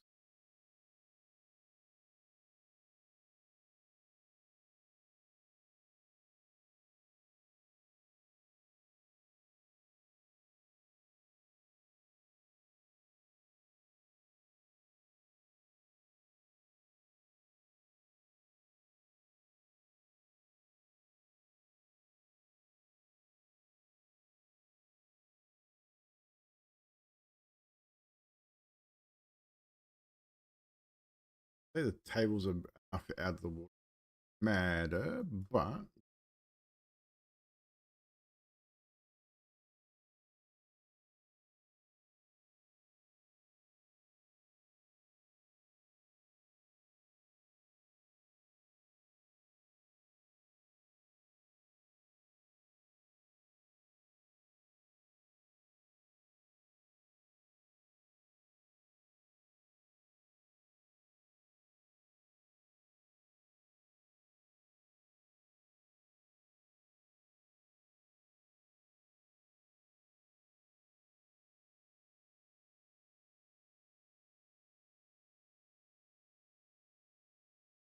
hey, we need to add some shit.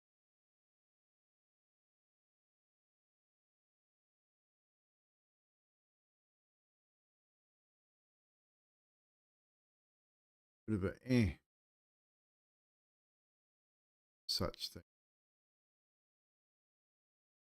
Here is my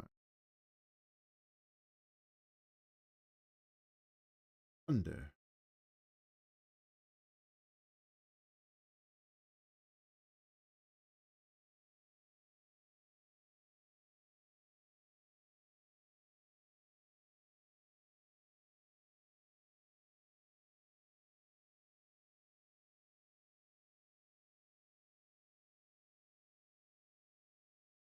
Might, oh no, it's about right.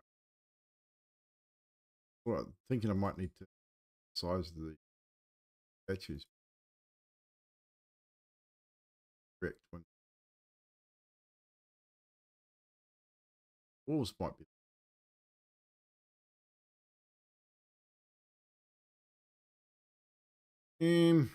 So that's that room. Next room is G20. They don't give us any information about these rooms. Even though there's a desk and a chair in there. No information about these rooms other than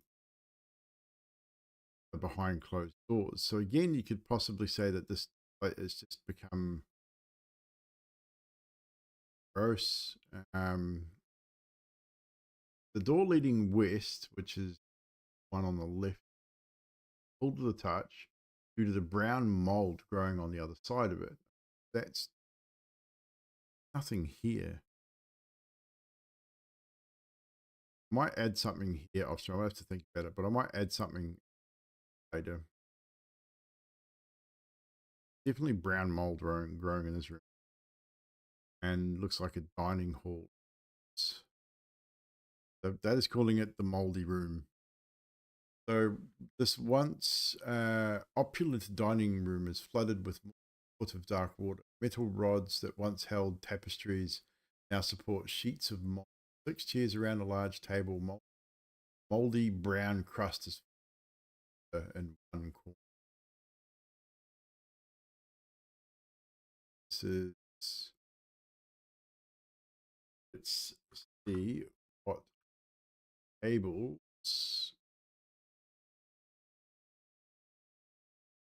work for.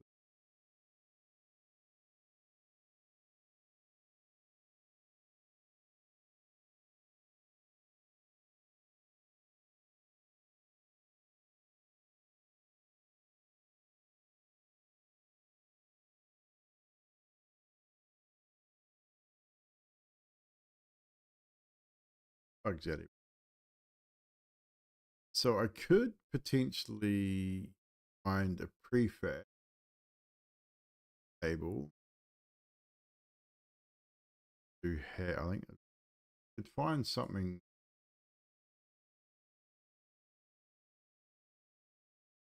really wouldn't fit. And so I have to build one of these long tables. Although it is again, it was a drow thing, so I feel like the table would be still relatively. Like I said before, it's just been such a long time.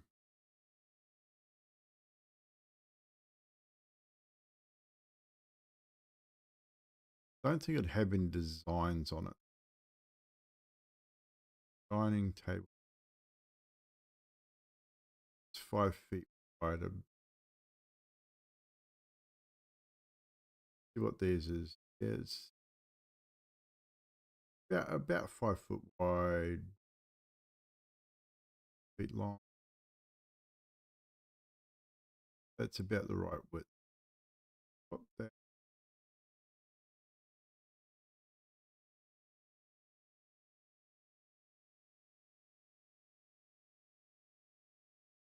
That'll go there.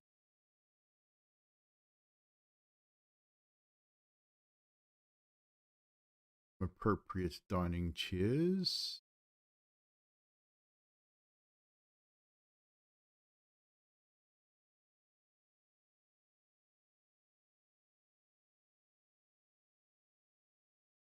I mean, I could go with something that, but I get the impression of been sitting in water. It would have any fabric on these chairs would have rotted a long time ago.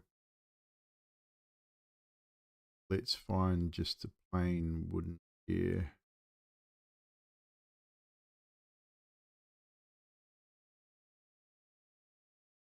Kind of a fancy dining chair. Doesn't really fit with that one. 6 chairs.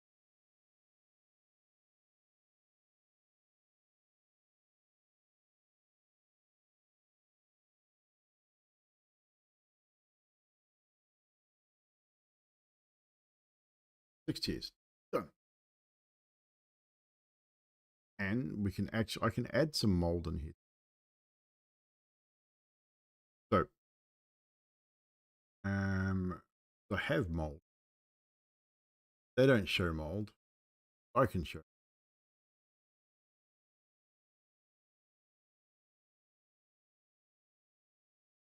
I can probably use.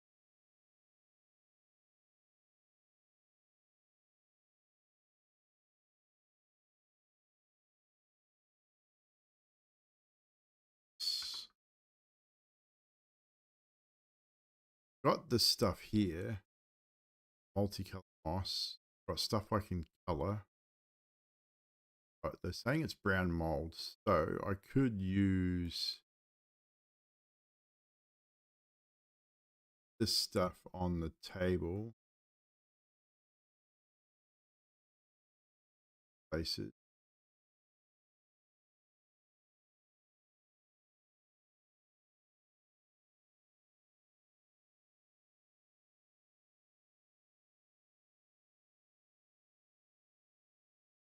It says one corner.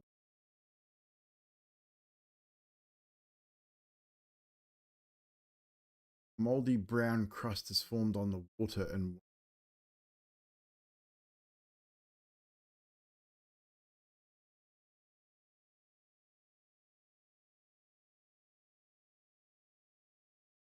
crusty. And I could do that.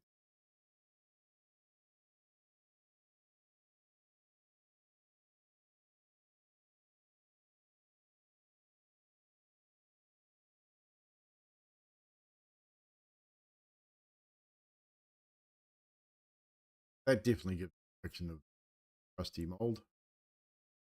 There is mold on the door. Save that. Get all that stuff. That's that area. We'll deal with this room. We'll deal with this stuff at some. I think we've got really left to do now. It's just the rooms here. Also going to add. I'm going to add some stuff into the rooms. Look far too big. Might add some of that.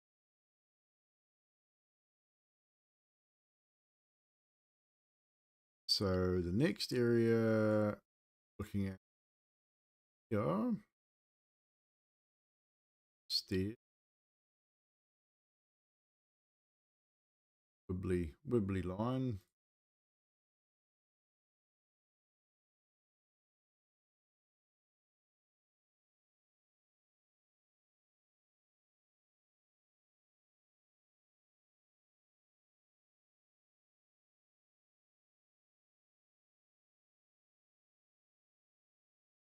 So the stairs are leading down.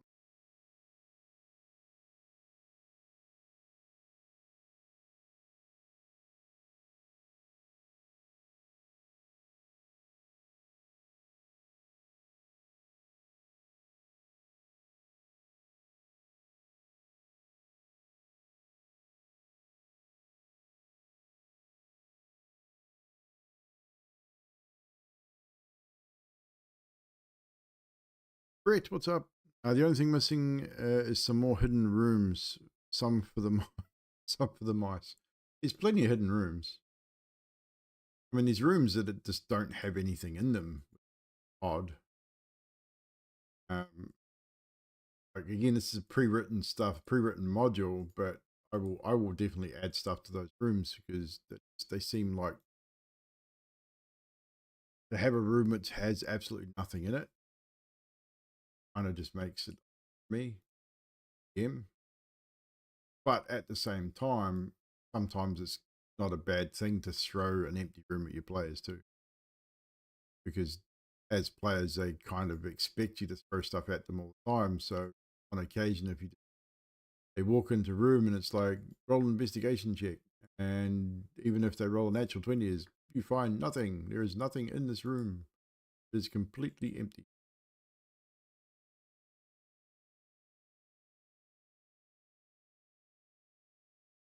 But welcome, Brett. But I agree. They definitely need more traps and things.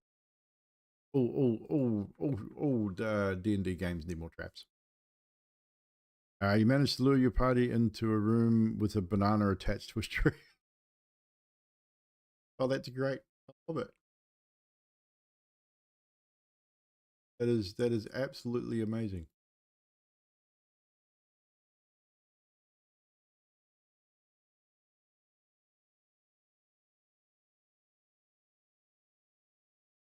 Make these steps look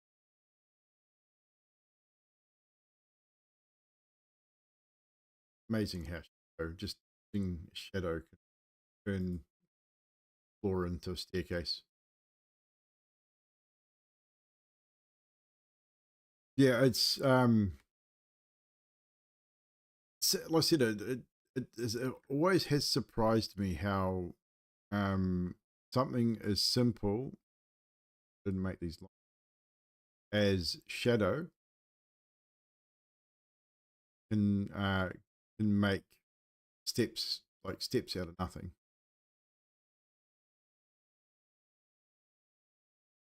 Oopsie. And obviously, if I really wanted to go a little bit further, I could add more shadow here, so we could make this definitely go down by having more light up here, right here. I mean, you can see they go definitely going downwards. We just add a little bit more shadow on the sides just to give that sense of direction. Because I could build, I mean, I've got steps like stairs I can put in, but they wouldn't then fit with the aesthetic of this area. This area is a drow area, so these floors are spiderweb themed floors that are very drow orientated. I kind of want to keep that in the steps. Yeah, drawing stairs on as the same thing we did here, using the same principle. We'll add more shadow to these as finishing touches, but it gives that same impression, right? Dungeondraft. I'm using Forgotten Adventures assets, and I have used Incarnate as well. I love Incarnate for doing um, world maps and city maps as opposed to battle maps. I find Dungeondraft just works better for me for battle maps.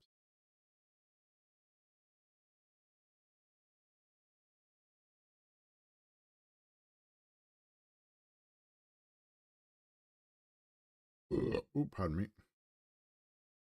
Save that. Yeah, G23. I said make sure what the Killing Hall. So narrow slits line the west wall of this twisting hall. The arrow slits provide 3/4 cover to the creatures in area G24. Quanbraxel and the Grimlock minions have occupied the adjacent guard room for the past few weeks. Grimlocks are likely to hear or smell intruders in the hall through the arrow slits, and the Grimlocks don't have ranged weapons, but Quanbraxel might attack through the openings. The top of the Mudslick Tower blocks the end of this hall except for gaps only a few inches wide between the battlements. Only the toppled tower's roof, along the toppled tower's roof, turns with muddy knobs that emerged and collapsed into the tower, just like the tower's base area G14. Two Grimlocks diligently work to batter their way through the tower. They've made no progress, and any lapse in work allows the tower to magically damage. They don't stop the work unless enemies get close. If the tower is gone, if characters have already shrunk the tower, they open the way to the vault. The Grimlocks here and all the denizens have relocated to the vault. I always cringe when the party manages to find a way to deviate from your maps, and come the bullshittery. I mean, it all comes down to there's a lot of factors into it. Like, you can have the best laid plans, and your players will fuck you every time. Like, it's just how it happens. There's nothing really in this area here. What I will do is add our dust. This is a dusty old script. So we'll take our dust here, dust that I have created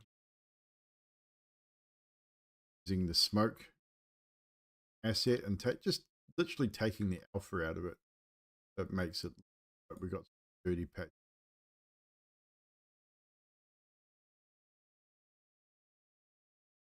I'm not going to put them on the stairs. The reason I don't really put them on the stairs too much because it makes the stairs out a little bit more than they should.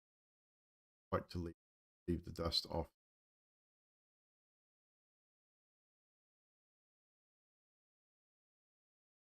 So it just creates some differing textures with the well, so it's not just pristine. And you can add some stones and things. I was like, stones are full over time. This is an old place. We could add things, little piles, a few little patches of stone here and there, just to give that impression of this place has started to crumble over time. Good thing to do. Next area is the guard room, which is this room here. So the guard room, the Quanbruxel, leader of the Grimlocks in Gibbet Crossing, sits on a throne. The east wall of this room, obviously, several arrow slits. The south wall contains an enormous map drawn in charcoal with numerous arrows and annotations. Stone throne sits against the west wall. We can do a stone throne.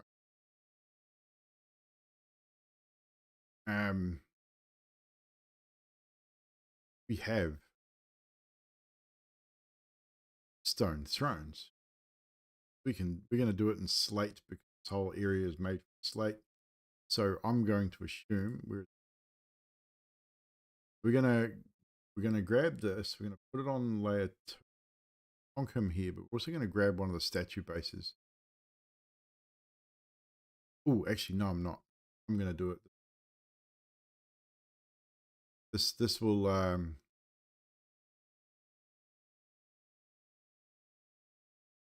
again, for those that want to learn a little, well, not learn, but want to do something different. We're going to chuck a base here around this thing. So I'm going to move my little throne back to our path tool. I'm going to snap it.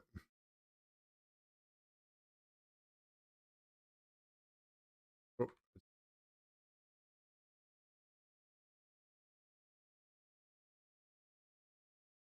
We're going to build platform. Is our basic edge. Probably really can't see it. Does slightly raise it. I'm going to grab that tool. I always use the 60%, like the shadow half past 60% because it works for me. Turn the snapping off. Zoom in here. That's roughly where we're at. We're going to close down because it's not a very tall platform. Start here. Follow this.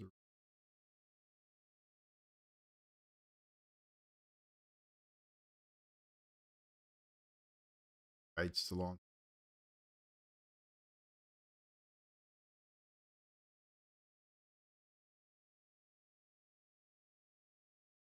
Right off anyway.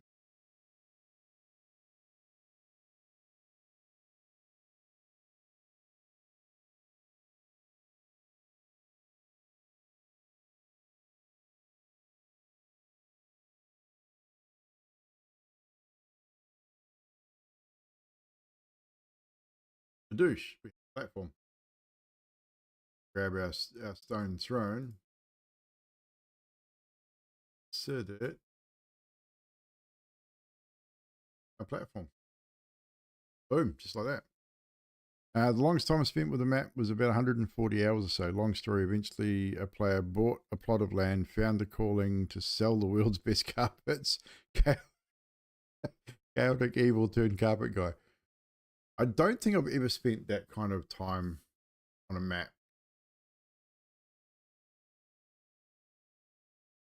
I would say these battle map. I've started spending less time on maps. I think the longest I've probably spent on any one given map was when I was doing a lot of the Curse of Strahd ones, especially Castle Ravenloft. I would say the entirety of Castle Ravenloft probably took me about 100 hours, but that was multiple maps, not just a single map. However, in hindsight, I probably didn't need to put 50% of the detail that I put into it because the players are just never going to see it. And I do things a lot differently now. Like I still create the battle maps, but again, my players are never going to see half of these rooms. even on a map like this. I mean, if we scroll this out here, this is a good sized map. But if I'm being honest, unless there's an encounter in a particular area, my players are never going to see it because I run splash screens. So what I would be doing for this in particular is I would find an image. So for example, this is a drow area. So what I would do is find a drow architect image or a drow, like a drow temple image, and throw that up in Foundry. So I use Foundry VTT. But throw that splash image up while we're doing the bulk of the RP stuff. I would be on this map myself. These are more basically DM maps. So I would be on this map moving my players' tokens around map while we're discussing and doing the RP type of thing.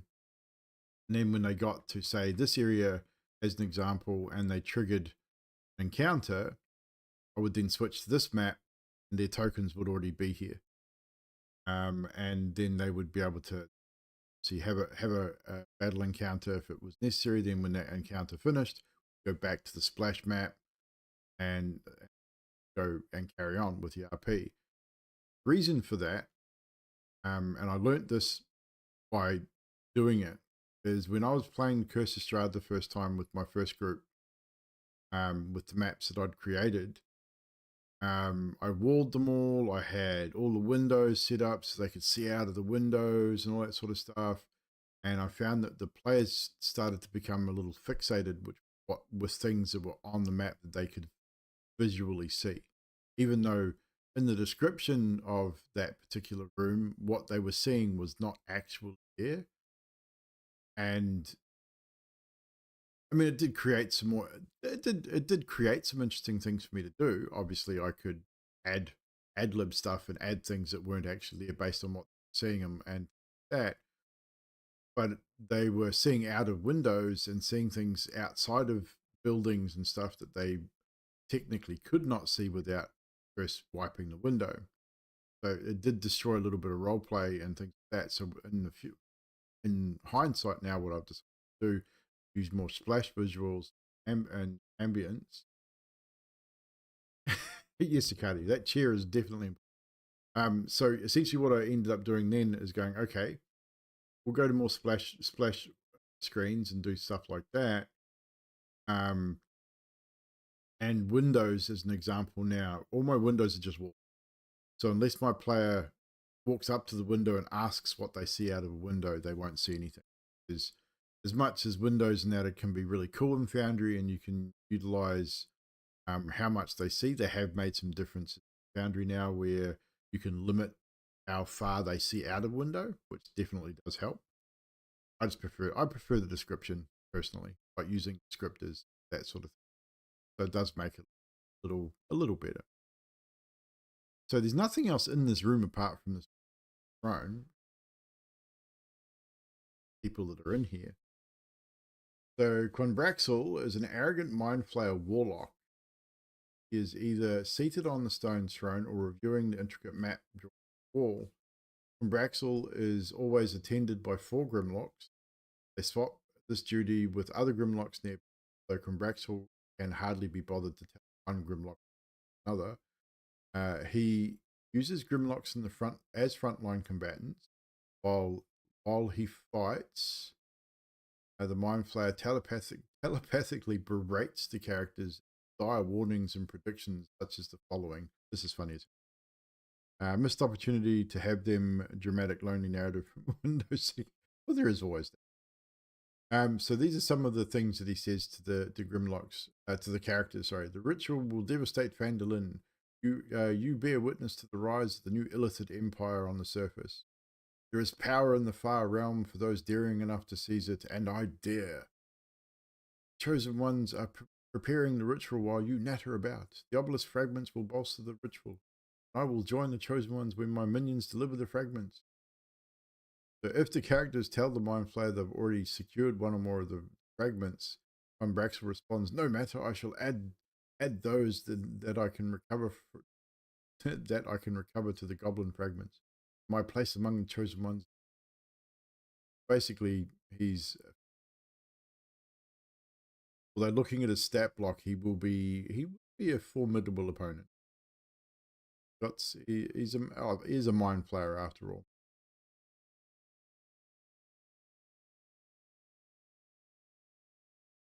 So that's pretty much that room. Again, I'll add some dust and stones, and then I'll do that off stream for you guys with that. Any chance to turn the illithid and there's always a chance. Always a chance. I like to let the dice decide these things. Why not? It's why we play D&D, right? To roll dice. Always a chance for that kind of thing. Especially if you're a bard. Why not? Roll to seduce. So this area here, which is the final, is the drow vault. So gilded knives and stacks of coins and other treasures rest on shelves lining. A large chunk of black stone rests on the bones. From Braxel and the Grimlocks relocated to this vault, the Grimlocks are happily bones, while Combraxel examines the obelisk fragments. The bones are the remains of 3 drow thieves. They discovered the obelisk fragments on the way to plunder. Magical churning in the obelisk fragment proved to be their doom, however, as it activated the nearby tower, blocking the. Able to batter through the stone tower, the thieves starved to death. The obelisk fragment rests near the pile of bones. Each drow thief has a set of thieves' tools. That is still in. Shells contain 5,900, 14,000 silver pieces. Guild dagger worth 200 gold pieces. Elven jacinths worth 90 gold pieces. A wand of magic detect, and Heward's handy haversack. If the characters are routed from the room before acquiring the obelisk fragment from Brax and other servers, that's again story elements. So the Drow Vault, see what they have on. Basically just a treasure room. We've got some shelves here. I'd say that they're going to be stone shelves. It says shelving, doesn't say stone or not. I think we're going to use stone shelves. See what we've used. If we've got anything that we could stone shelf, we could use these as put them on layer 2. Probably run it in one. We can run a set of shells around they have on there. Yeah, they don't have too many. We're going to put probably a couple.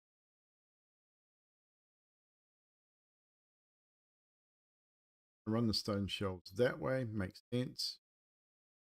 Layer 2, layers. Build knives and stacks of coins, other rest on 3.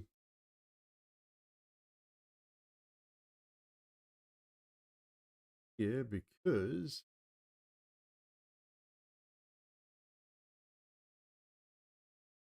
treasure trinkets, we've got treasure statuettes, mixed piles of treasure.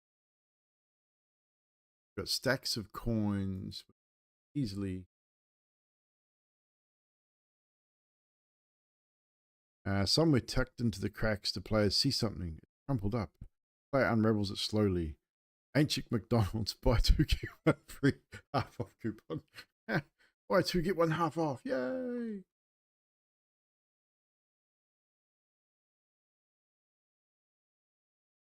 Put scattered piles of treasure around.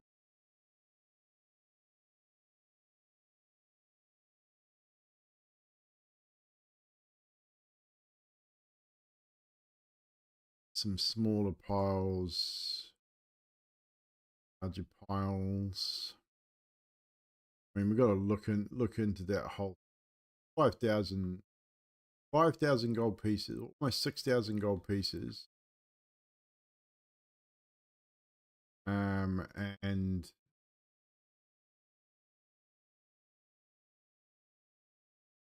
14,000 silver pieces.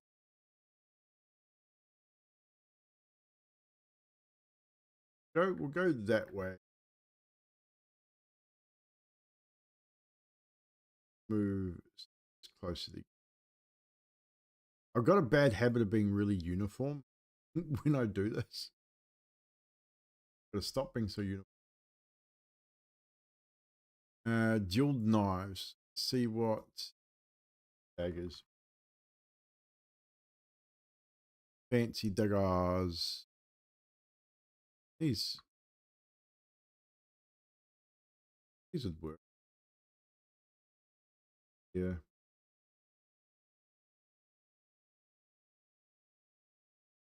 Yeah. Player curiously takes a singular gold piece. Only need one, right?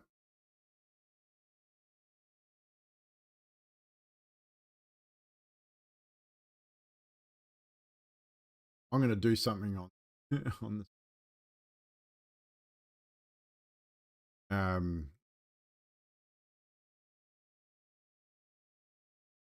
See if I can find it as a question. Oh, there it is. Who recognizes this? Let's see let's see how many see if anyone in the chat recognizes that.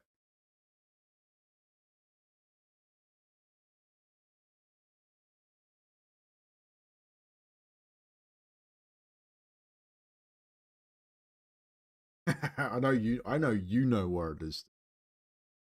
Anyone else in chat?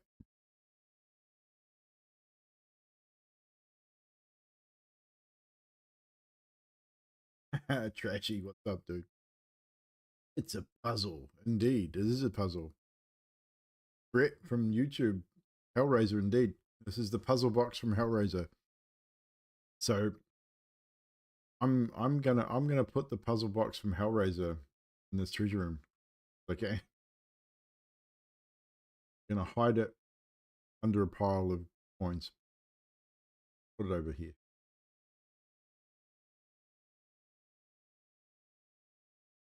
A little bit of an Easter egg. Can you solve it? Of course you can. And you will summon a demon with that puzzle box. And it may or may not be in either of my current campaigns.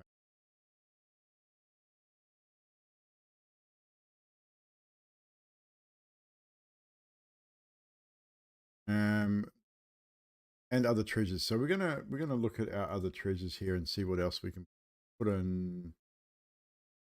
Put in some goblets.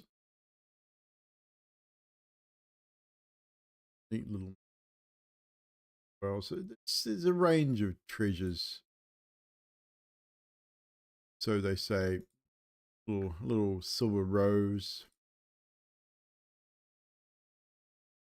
Jewelry in as well.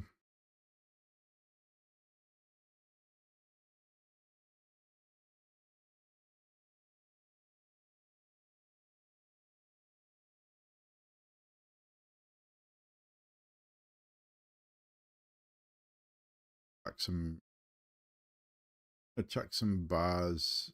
We're gonna have a little pile of gold bars here as well. Why not, right?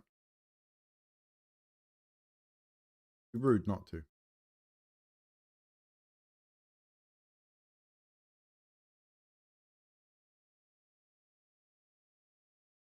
I might actually piles of single gem statuettes. Oh, we've got to have. This is a drought area. We've got to have a spider tree.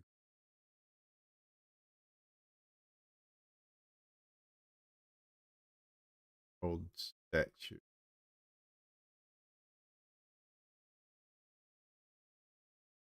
The drought area. Got to have spiders, right? Opens Hellraiser box. We've been trying to reach you about your horse's extended warranty.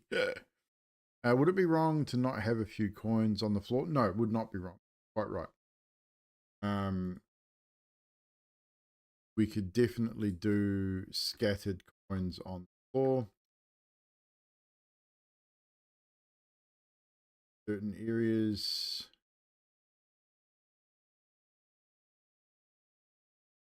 random coins. Because I mean, we've also got to put some bodies in here too. So going to be random coins around the room.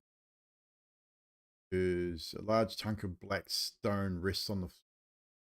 There are a jumble of bones. So as we become a large jumble or large chunk of black. So got a large chunk of black stone.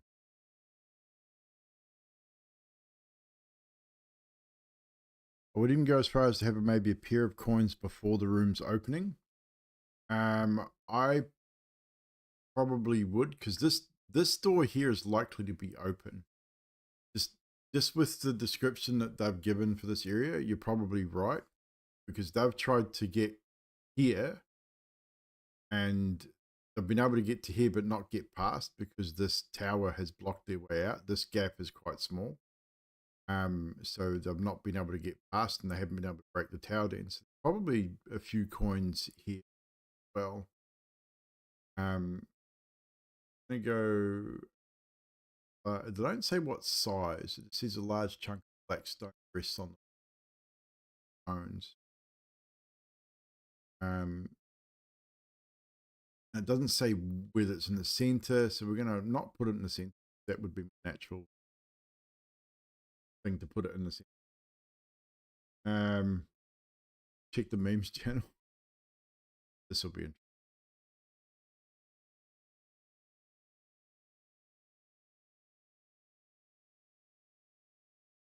The song has alternate lyrics if you are a software engineer.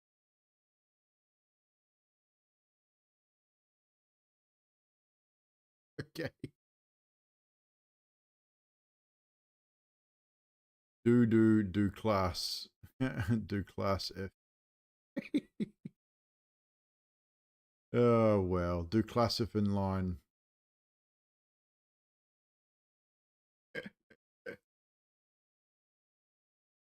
Thank you, Steve. So we have a jumble of bones. I'm gonna use corpses rather than bone, like specifically.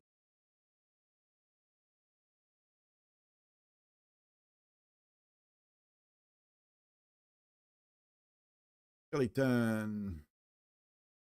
Got it's a halfling skeleton. I think we have an actually we can. These are drow thieves. We look at that's 5 feet. That would make them about 6 feet tall. That would be a good scale. It's not going to be one there. Say we have another one. I'm going to put this one up against. In looking, this one's sitting up. It's 5.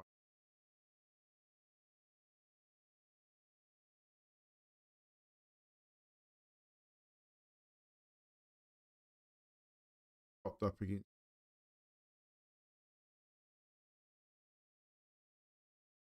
The jumble of bones.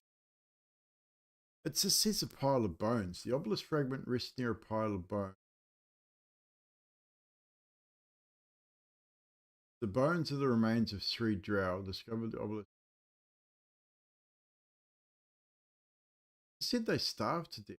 Why would they just be a pile of bones? Like, to me, that they would be. I mean, it could be propped up against a fragment, I guess. That would be a fragment of the obelisk, I'd imagine.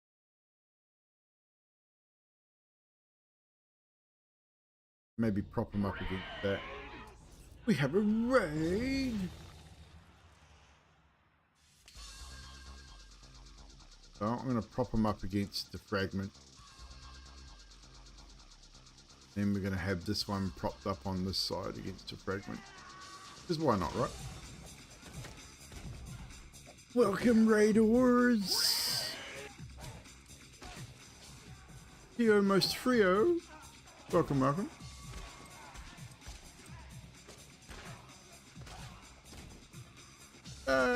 Vista, what's up?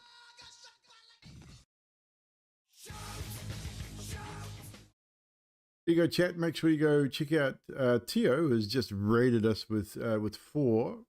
Thank you for the raid, appreciate it. Welcome in, Vista. Yes, and it's alert. It is an alert.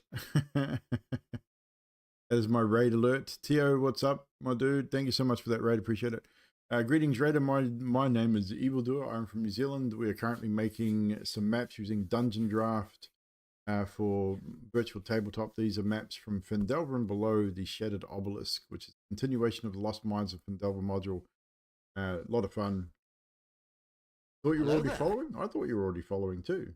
Yeah. It happens.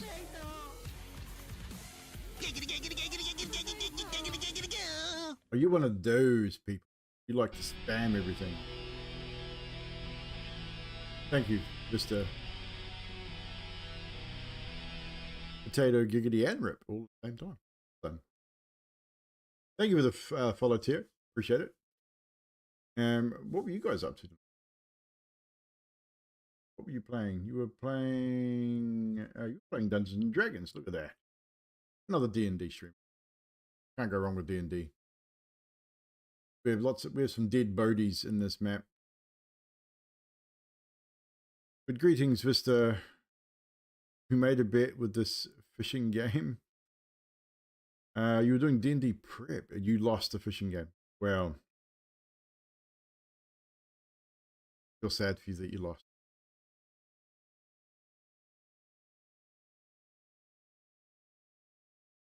Losing makes us better people sometimes.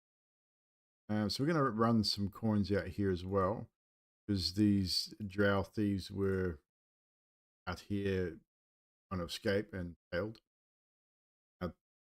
They starved to death in the treasure room and couldn't get out. Next campaign you play, you'll have to make a character with -2 to everything. That'll be interesting. Trying to figure out a way not to TPK them. Your PCs have dug themselves into it. How so? Running Prisoner 13. I've not run that mod. I know of it, but I've not run it. I mean, at the end of the day, if the players have painted themselves into a corner and it ends in a TPK, that's kind of on them. Yeah, I'm aware of the campaign. I've read part of it. I've not run it. I've run something very similar, Prisoner 13. From what I understand, it's an interesting module. You agree with her? Did we miss chances for candles previously melted with webs? I will be adding cobwebs to this room, and I probably would potentially add some melted candles too. Potentially, that sort of stuff I look at sort of later and off stream because it can get really tedious. They've drugged all the guards and have no plans to get any of the info from the Prisoner 13. So the clock is ticking. Hey, let them do what they do. I mean, you can also bring in extra guards. Reinforcements is a thing.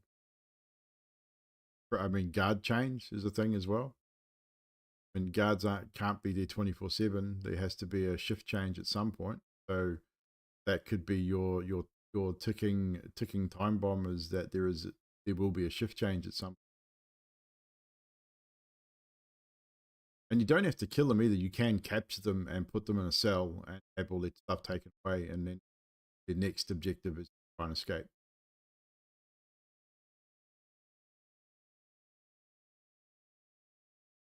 More like when they wake up, they will have questions that need answers with that too.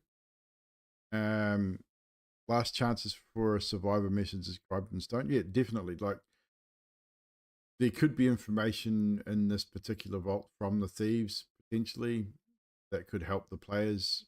Again, I think this is the kind of the end of this little dungeon crawl. Depending on how this turns out, they may never even make it into. They can't move the tower, then this room is sealed and locked off, unless they find another one. But that would almost be TPK in its own right. Not necessarily. I said capturing them and adding to the story, like having your players captured, having all of their items removed, then they have to find, they have to come up with an inventive way to escape, collect their belongings, and find their way out, and still deal with prison 15. So there's ways around it. Like you can avoid a TPK if you really push the story through, or depending on your group, allow them to TPK themselves, and then it kind of teaches the players a lesson on not to approach things. The TPK is not necessarily a bad thing, in my opinion. I have run Curse of Strahd before, and that ended. Yet they still ran pretty much to the end of the story.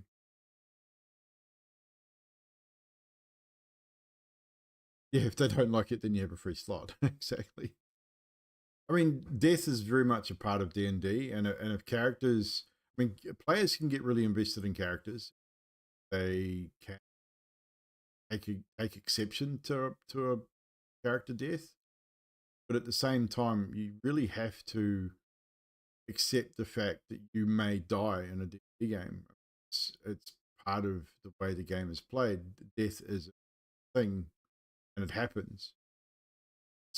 And sometimes it's completely unavoidable. You still have PTSD from that module TPK as a piece. Yeah, I mean, Curse of Strahd is a hard module, and a lot of parties TPK, and the DM TPK'd the party without a distance. See, that is harsh. To me, like, you can't kill a party without distance. That makes no sense. And unless it's a very specific thing. So obviously, if you fall from a maximum height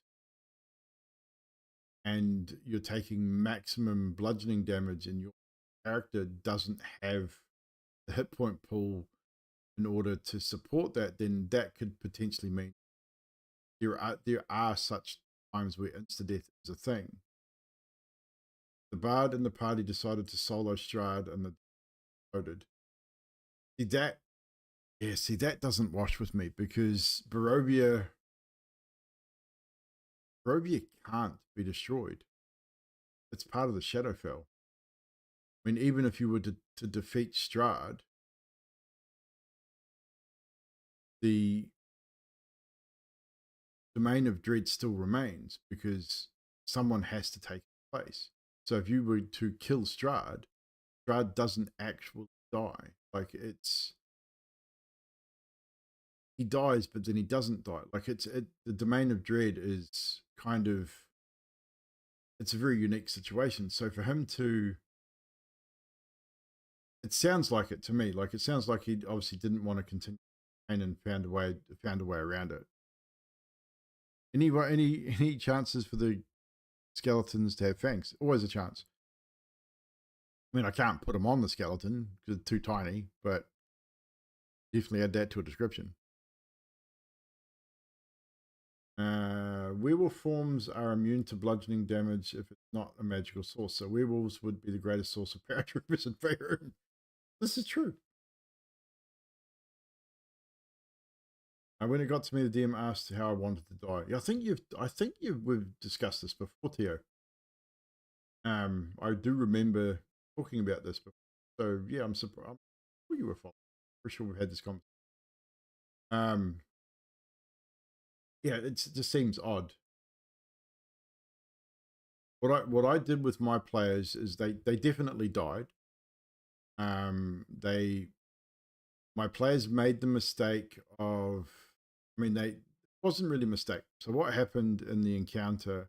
And if you want to watch this campaign, by the way, you go to my YouTube and subscribe to my YouTube, and you can see the entirety. You can watch the entirety of that campaign on my YouTube.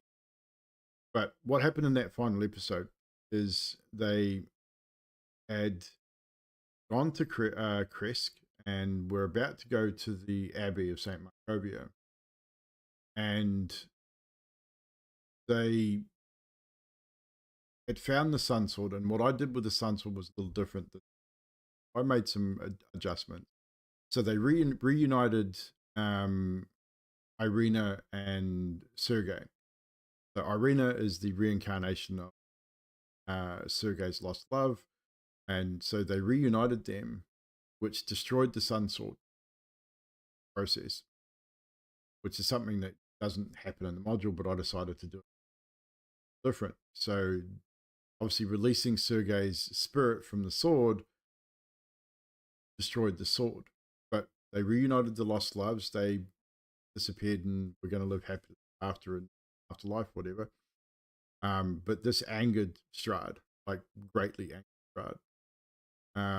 It also, so what happened is Strahd appeared in the clouds and basically berated the players.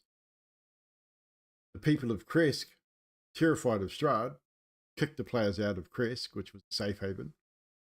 And so they fled and ended up finding themselves in a wooded area where Strahd attacked them because he was absolutely devastated that they'd freed Sergei's brother and he'd lost his love again.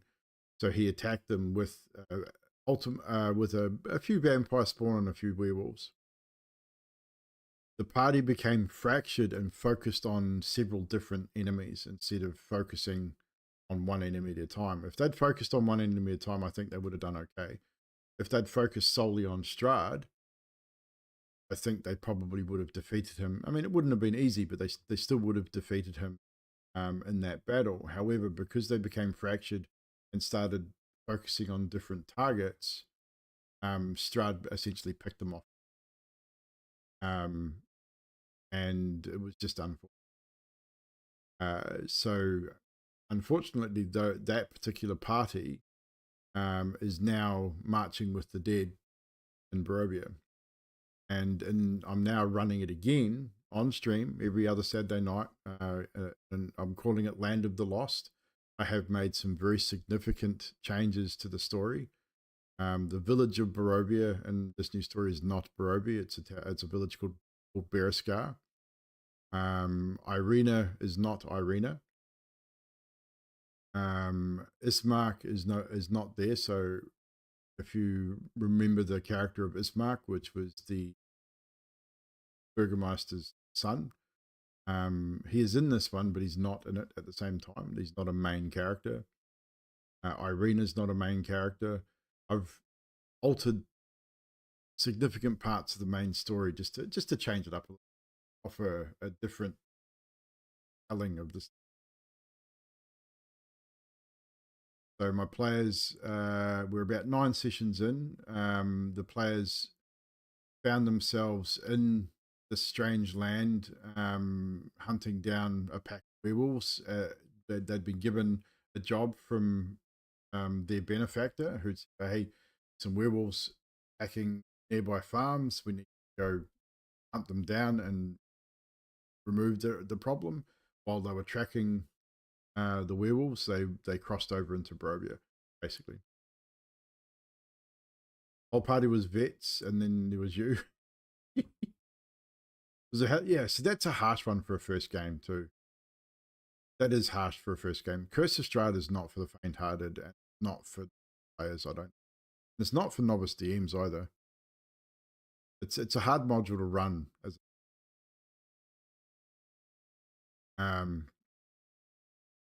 So yeah, so my players ended up in Barovia. They did the Death House.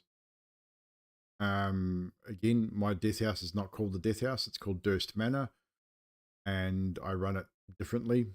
I ran it differently in the original game, a little closer to the original in the first time run through. This time it was completely different. It was a lot of fun. You don't know anyone that spent as much time in one module? I think we ran 50 plus sessions my first run through for it. I allowed the players to level higher than level 10 because it's supposed to be a level 1 to 10 module. But we ran it, I let them level past that because I felt that it was we were running weekly at that point, so we ran 50, basically a year, 50 weeks. 5 years. How often were you playing? You playing like once every 6 months or something?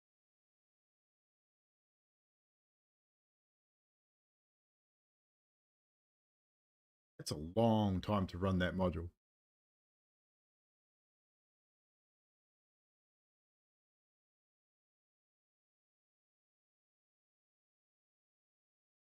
I gotta find my shadow that I use.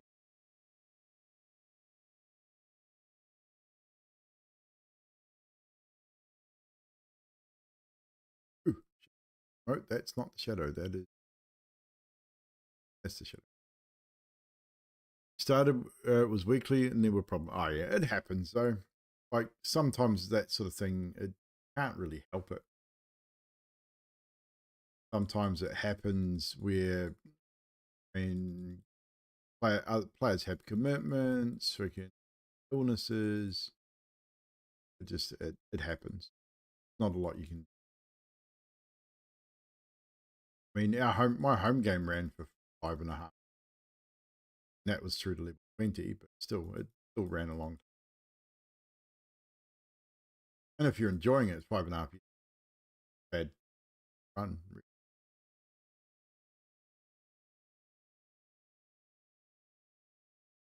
Give, give these guys a little bit of life. Not life, but make them stand up off the ground a little bit. They definitely don't have life anymore.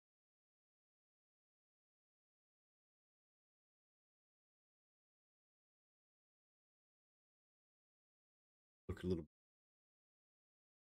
They wanted to play again, and the DM asked me what class I wanted to play, and I told him wizard, and he told, wait, what? He told you no, that you couldn't play a wizard. What the fuck?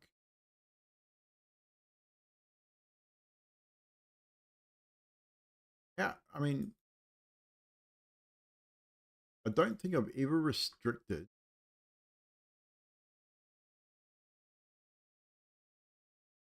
Like, I don't think I've ever restricted a class like that. I've restricted races based on story. But that became necessary, and that was just for story's sake, more story purposes more so than anything else. I don't think I've ever restricted class. I actually no, I lie. I have told one player that I've had that he couldn't play a rogue or a ranger, but that's what he, and I wanted him to do something. So that was more, my player's really this particular player is really super comfortable playing a rogue or a ranger, and I wanted to step out of his comfort. Um, so unless I could commit to having an encyclopedic knowledge of the spell list and its components, well, that, I mean, okay, so that's just him not wanting to fucking read up rules. But see, I don't do that with my players either. If my players want to play a caster class, then their spells are their responsibility. It should be kind of how it works anyway.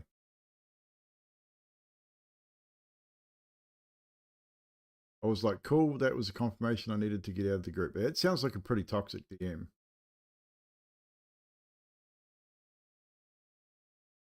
Yeah, it's like Stick says, yeah, can he commit to knowing how to handle all game situations? If not, he can't be a DM. Exactly. Yeah, was it around a table or virtually, that campaign? Yeah, that's definitely a toxic DM. Fuck me. It's, I mean, that kind of DM is like, fuck off, no way.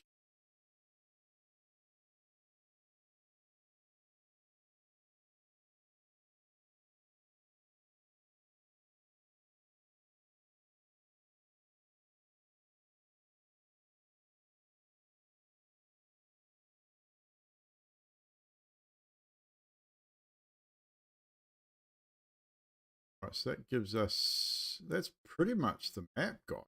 Like I've got some finer details to add, but and obviously some shadows to add for things like power and stuff, but some finer details here and there. But that's pretty much this map. It started IRL, then went to virtual during COVID. Oh yeah. Guy sounds like a bit of a douche nugget.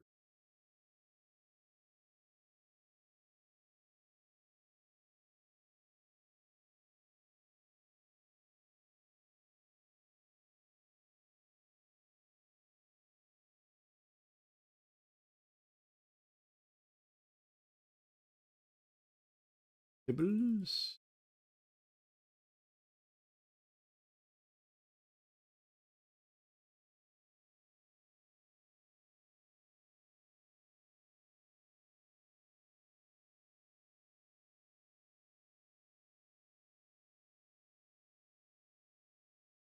Statue stand up a bit. I thank him for introducing me and giving me the inspiration to run a better game. Oh, 100%. Like, he's obviously was he new? Like, was he a new DM?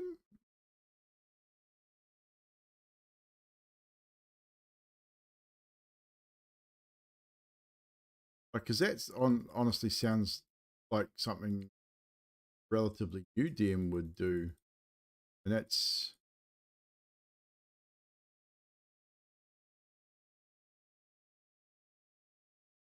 able.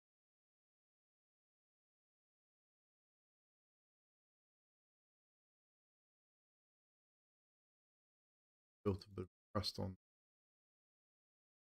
Well,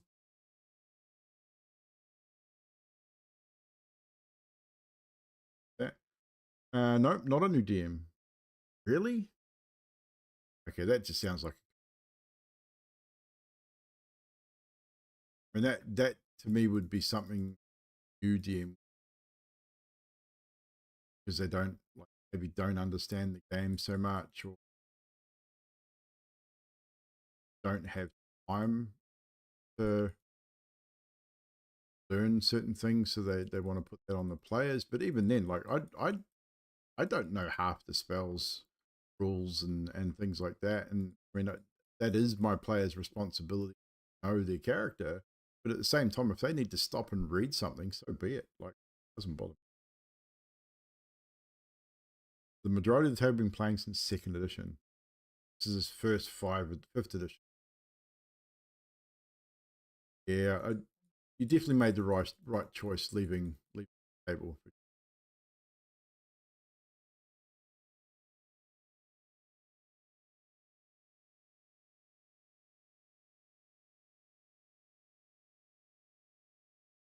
I'm going to go through and add the bulk of the major.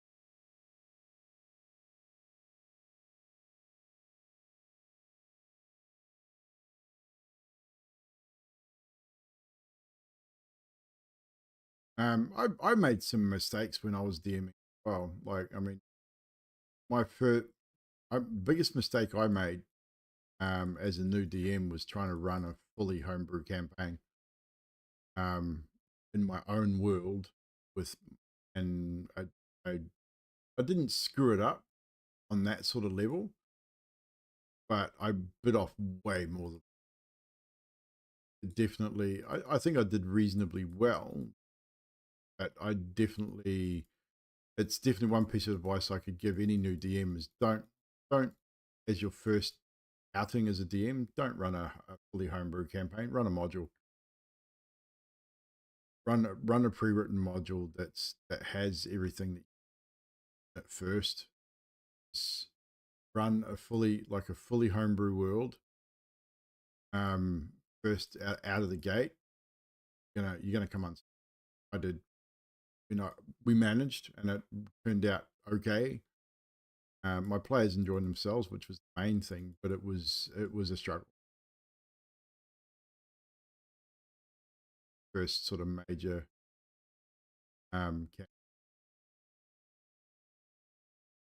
definitely one. If I could go back and do differently, I would.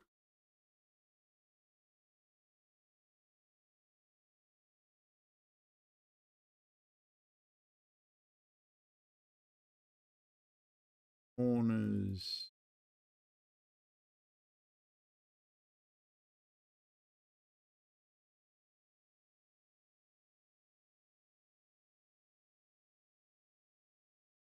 Yeah, homebrew these things and add to a mod. Yeah, definitely. If you want to try out homebrew stuff, 100%. Put it in a module. Try the homebrew that way, and wait till you run at least one full pre-written module before anything majorly.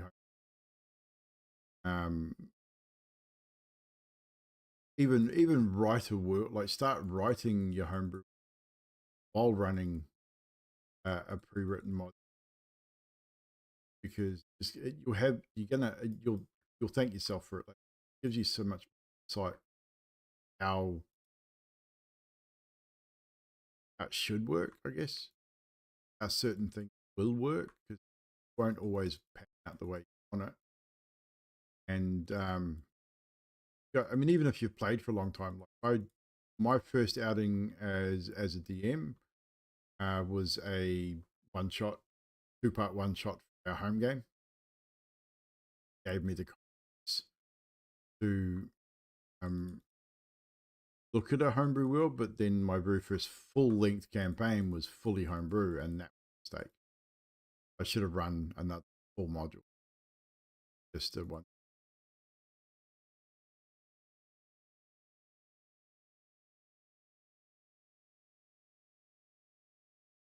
I definitely learned from that.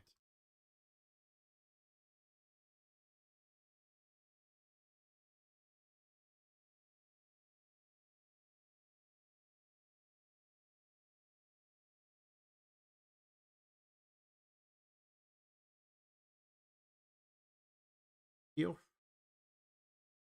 No worries, dude. Thank you so much for the raid.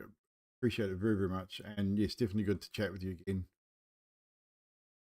Hopefully see you again at some point. And hopefully I'll try and catch you guys live.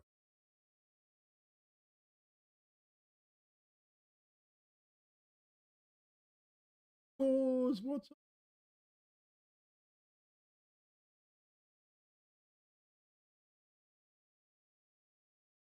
So, ladies and germs,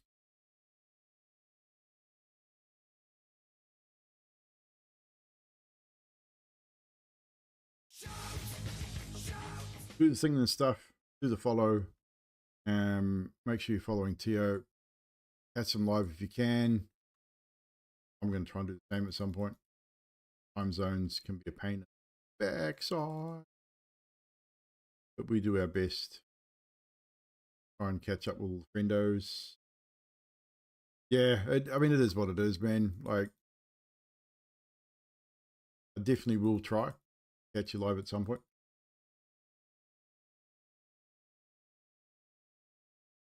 But definitely good to see you again, my friend, and I hope you remain well. Thank you so much for the raid, appreciate it, and for the follow, and for bringing your community over to hang out with little old me. Cause everything is flooded, so the kids are home from school, so all day off plans are broken. At least we don't have to go out now. Oh my god, dude. You're flooding everywhere. That's not good. Yeah, we're doing okay. Better than you, it seems. Not flooded.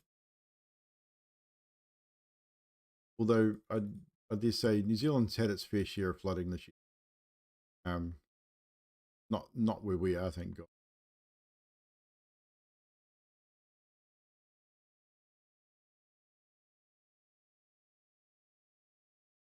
Put a shadow under these bed frames. Bring them up off the for a little bit.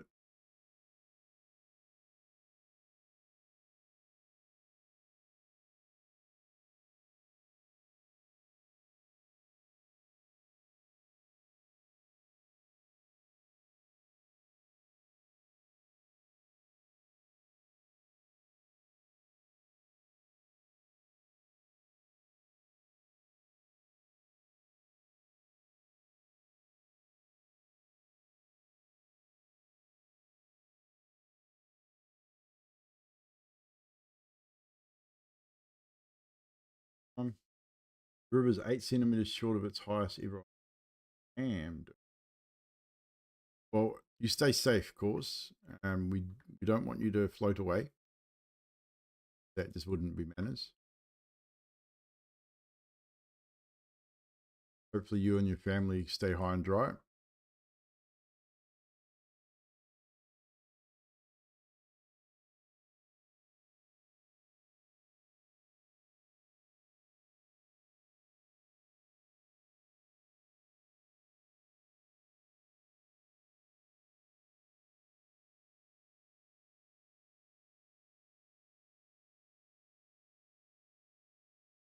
There. Save that. Yep, we're on top of a hill. We're not going anywhere.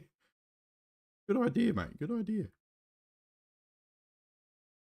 Nose done, nose done. I think we are good. Oh no, almost forgot. Broken up. Oh,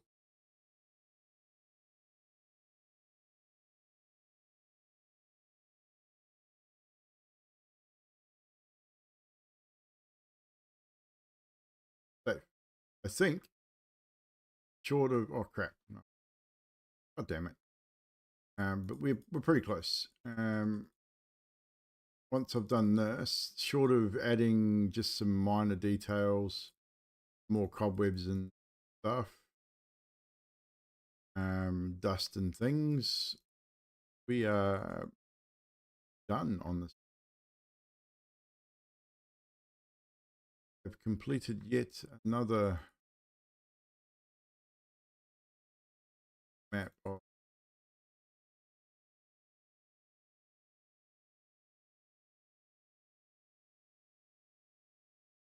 we could probably do the dust and stuff here actually. This place is dusty as it's open, pretty thick layer of dust on the floor. I would say pretty bring this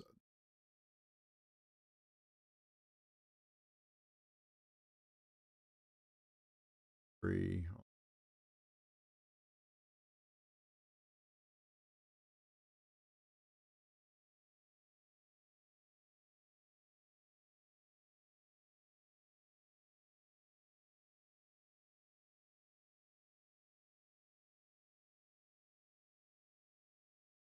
Kind of hard to see.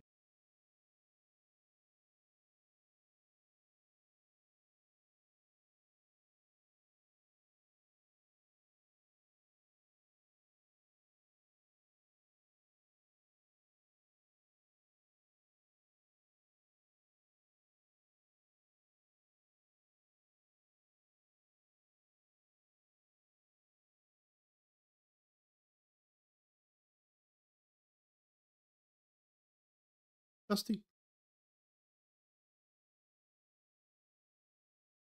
Down layer 4. Cobwebs are gonna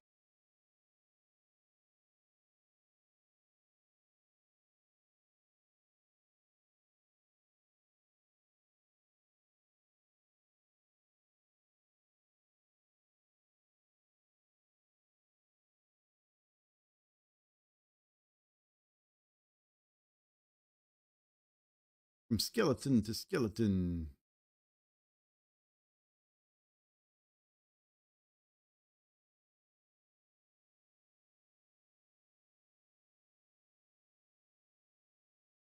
Look at that. That makes it look webs.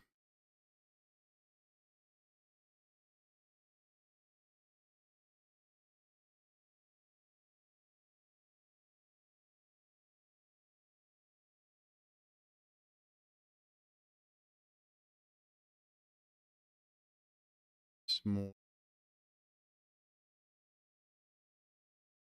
Some of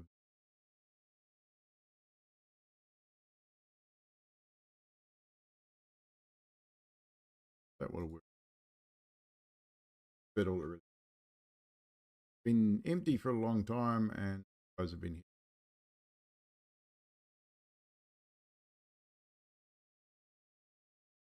that one, this room is occupied, so there's going to be dust and no dust here. Cobwebs are disgusting. Serious says it's relatively. I think we can safely say that we have completed this. One thing I probably should add this, however, we forward.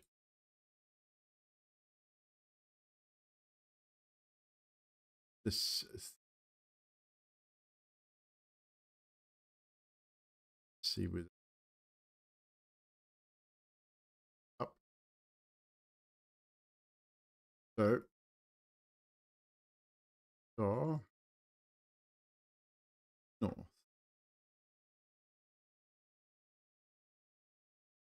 Whoosh. Save. Not going to bother naming it because the file's named. I was saying that again, that's a reference for ways north. And as a general rule, most maps are move our grid here. Most maps north is always very rare that I've seen them have correct orientation on the.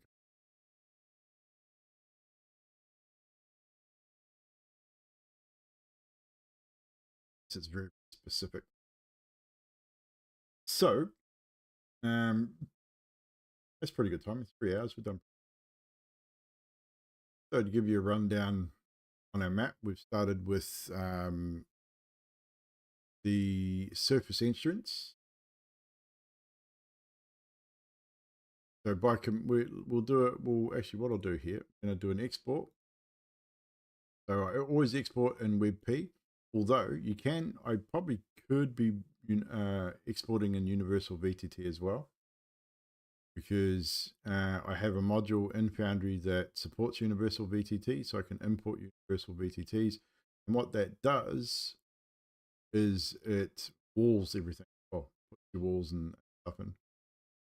However, I like to not do that. I like to wall themselves. So we're going to export this. I export, as you can see, the size here. I don't know if you guys can see that. At 128 pixels, the size of this map is 8960 by 11520. Massive map. If I was to run this at 300 pixels,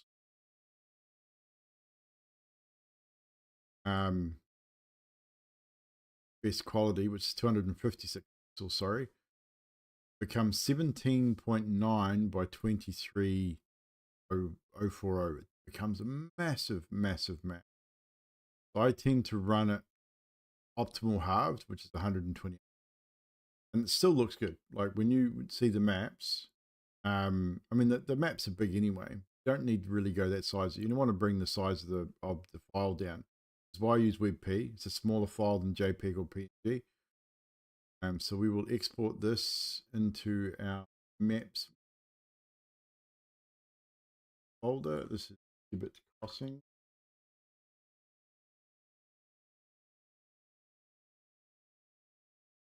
Save with grid off. I always save it gridless because I don't run grids on my maps. I let Foundry take care of the grid.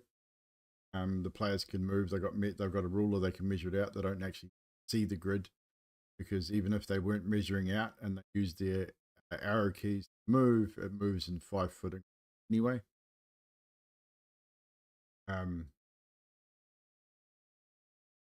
Is what it is. This will take a little bit to render. I've got a pretty good PC on this, so it's not terrible. But in general rule, you don't touch anything until it snaps back to the size it was when you were exporting. This is still exporting background. People really seem to measure on the right angles for the grid. Feel that, yeah. I mean, it is what it is. So just close that. Resave just to, won't close it just. What we're going to do is we're going to show a side by side. So Phandelver. This is the Gibbet Crossing.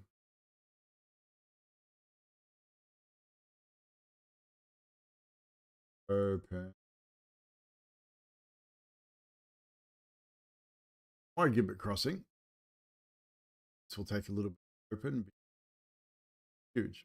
So there is the side-by-side comparison, theirs versus mine.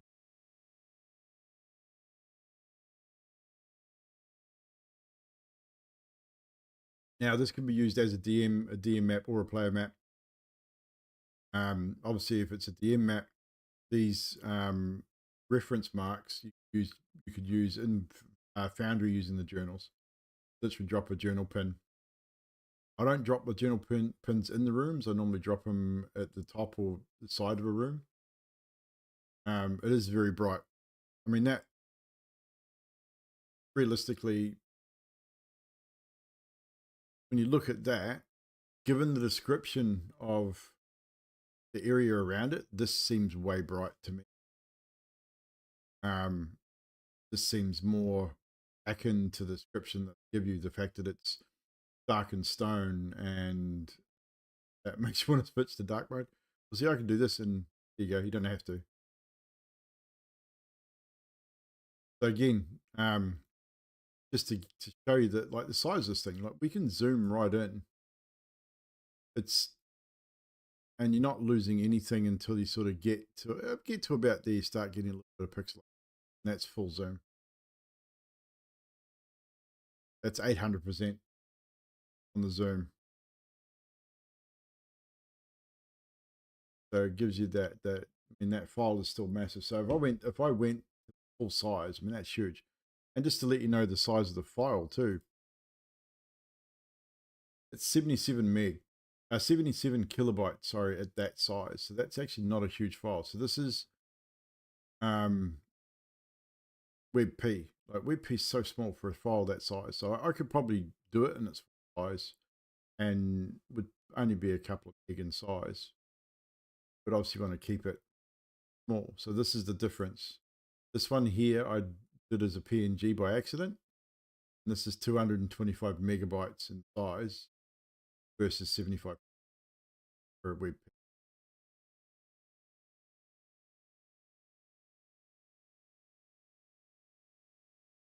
Or buy everyone a bigger drive. Exactly. I mean, WebP's WebP is high definition. It's a solid file. So it works for that's definitely that's the end of that particular map. Our next map, back to maps here. Just done Gibbet Crossing, so I can delete that one now. So we're finished with that. We've got Illinok, which looks like it'll be an interesting one to build. Ilvash's Anima. This one will suck because this will be a lot of. I mean, I'll use a reference map and I'll be able to do it without grid, but I'm not a fan of circles and curves. I've done Indigo Sanctum. I don't need that. Done Martha Grimm's Home, so I can probably delete that now. Delete those. I've done those. Got the Mire of Doubt. You really bother with WebP, but then I mostly deal with images that are emote size. Yeah, I mean, in that sort of thing, tokens are all PNGs. Generally smaller things I'll use PNG. I only use WebP mainly for these things because they're so big. It's just the size of the file, it's so massive. So we've got that. We've got the Occluding Miasma. This one will be an interesting one to build. Phandelver Alleys. I think I've done this one as well. I won't delete this one yet. Not sure if I've done this one or not. Rooftop Stash. I don't think I've done that one. I don't think I need to do these ones, so I may not. Then we have the Nematode. This will be an interesting one. I'll look at what I'll be doing with a lot of these is I'll be looking at see whether there's an actual encounter on them or not. If there's no battle encounter, I probably won't make it because I really don't need to create a map that the players are never going to battle encounter. I'd rather find a splash screen or create a splash screen instead of building a map that. Toppled statue is another one. I could do this, but I may not need to, depending on whether these are battle encounters. Tunnels of the Deep, same deal. If it's just describing the tunnels with no battle encounter, there's no point in creating the map. And the Wailing Battlefield, this will be a cool one. But we'll definitely look at that next week. Hey, Massacre.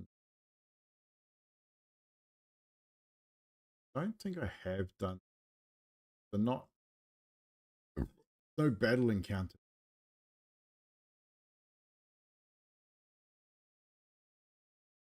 Like the players can't find something to fight when not supposed to even summon it themselves. I mean that's where things like this come up.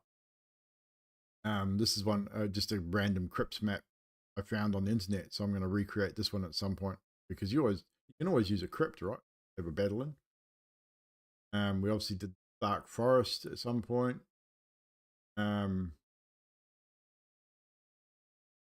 This one here, I enjoyed making. This is my version of the Tomb of Horrors. I love this. This was fun to make, and this is with older assets too. But everything's there that should be. I'm gonna have fun running this mod. Do intend on running Tomb of Horrors. My version of Tomb. As it's written, it sucks.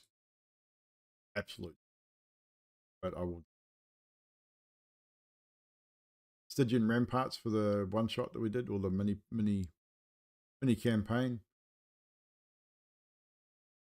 That one was creating the Bone Bridge.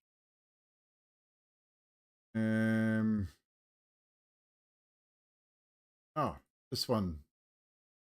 I don't know if Grim Sticks is here. So this is where you were. This is the map that you guys were in last night. So obviously, you only actually got to see sort of this part. And it's not, and I'm going to show you because it's not like you're going to end up going back there in a battle anyway, because of pretty much how it turned out. But so in this map, you had guards posted here and here.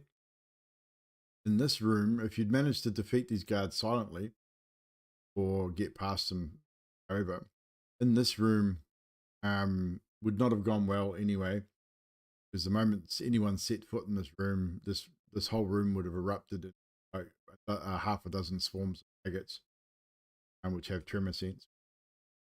So this room would have been an interesting room as well. In this area here, there was 5 sleeping were people, like wereboars, werebats, werewolves. This area, there was a roaming werebear in this area here, just a single roaming werebear. A werebear guard in the room with the cages, which held. This area up here is another sleeping quarters. There was another 12 were creatures in this area, which you could have obviously snuck past if you needed to.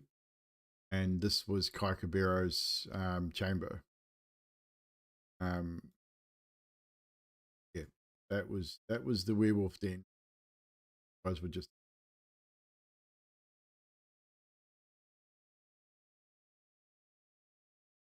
And I created that one. That was one of.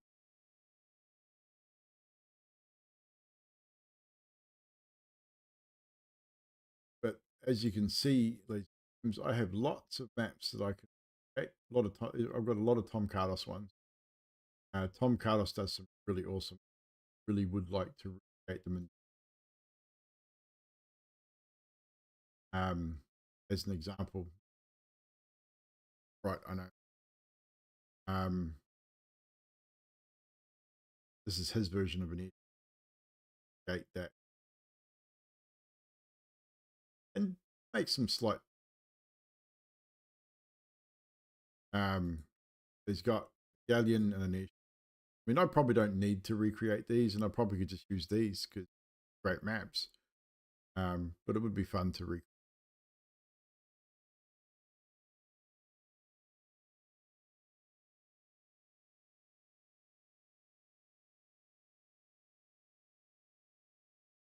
Banks, interiors, roofs, like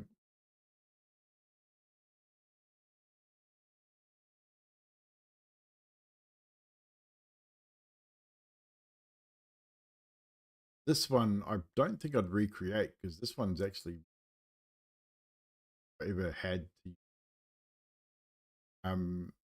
like something as a gloom, like a gloom chapel, whatever, like a dark chapel or a druid's chapel. That yeah, got. This is something I don't do. So this is again amazing map, very cool, but day night, I wouldn't. I don't do this because I would use the day version and literally in Foundry make it go nighttime just by dropping them. I'd put a light in here that light. But this would be something you don't need. Same thing here. This one's kind of cool because it gives you the portal with the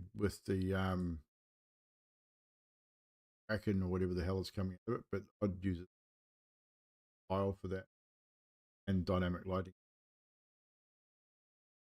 But not taking anything away from these map makers. These maps are freaking awesome. This is a really basic map at some point. Underwater map. Frozen Cave, another one. This one was using 3 assets on Dungeondraft. That would be really.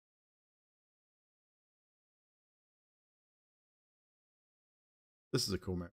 I see lots of cool maps. I think I recreated this one at one point or something similar. Done that. That map I've recreated and used a home game.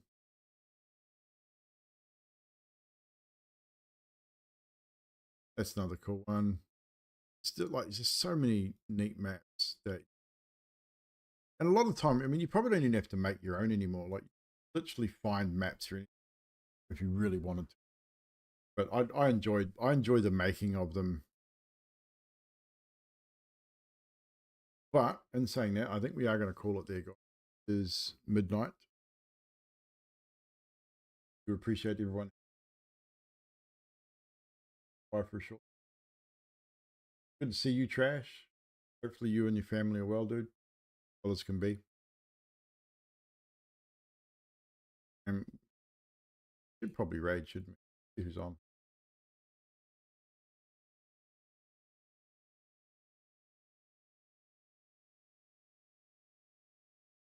Got a big face. Scare people with my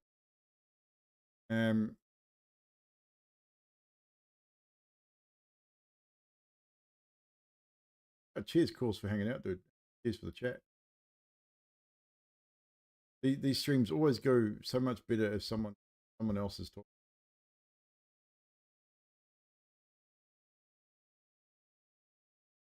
Bibby's playing Stalker.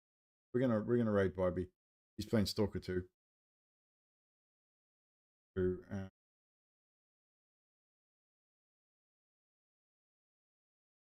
So, we generally raid Bibby a lot.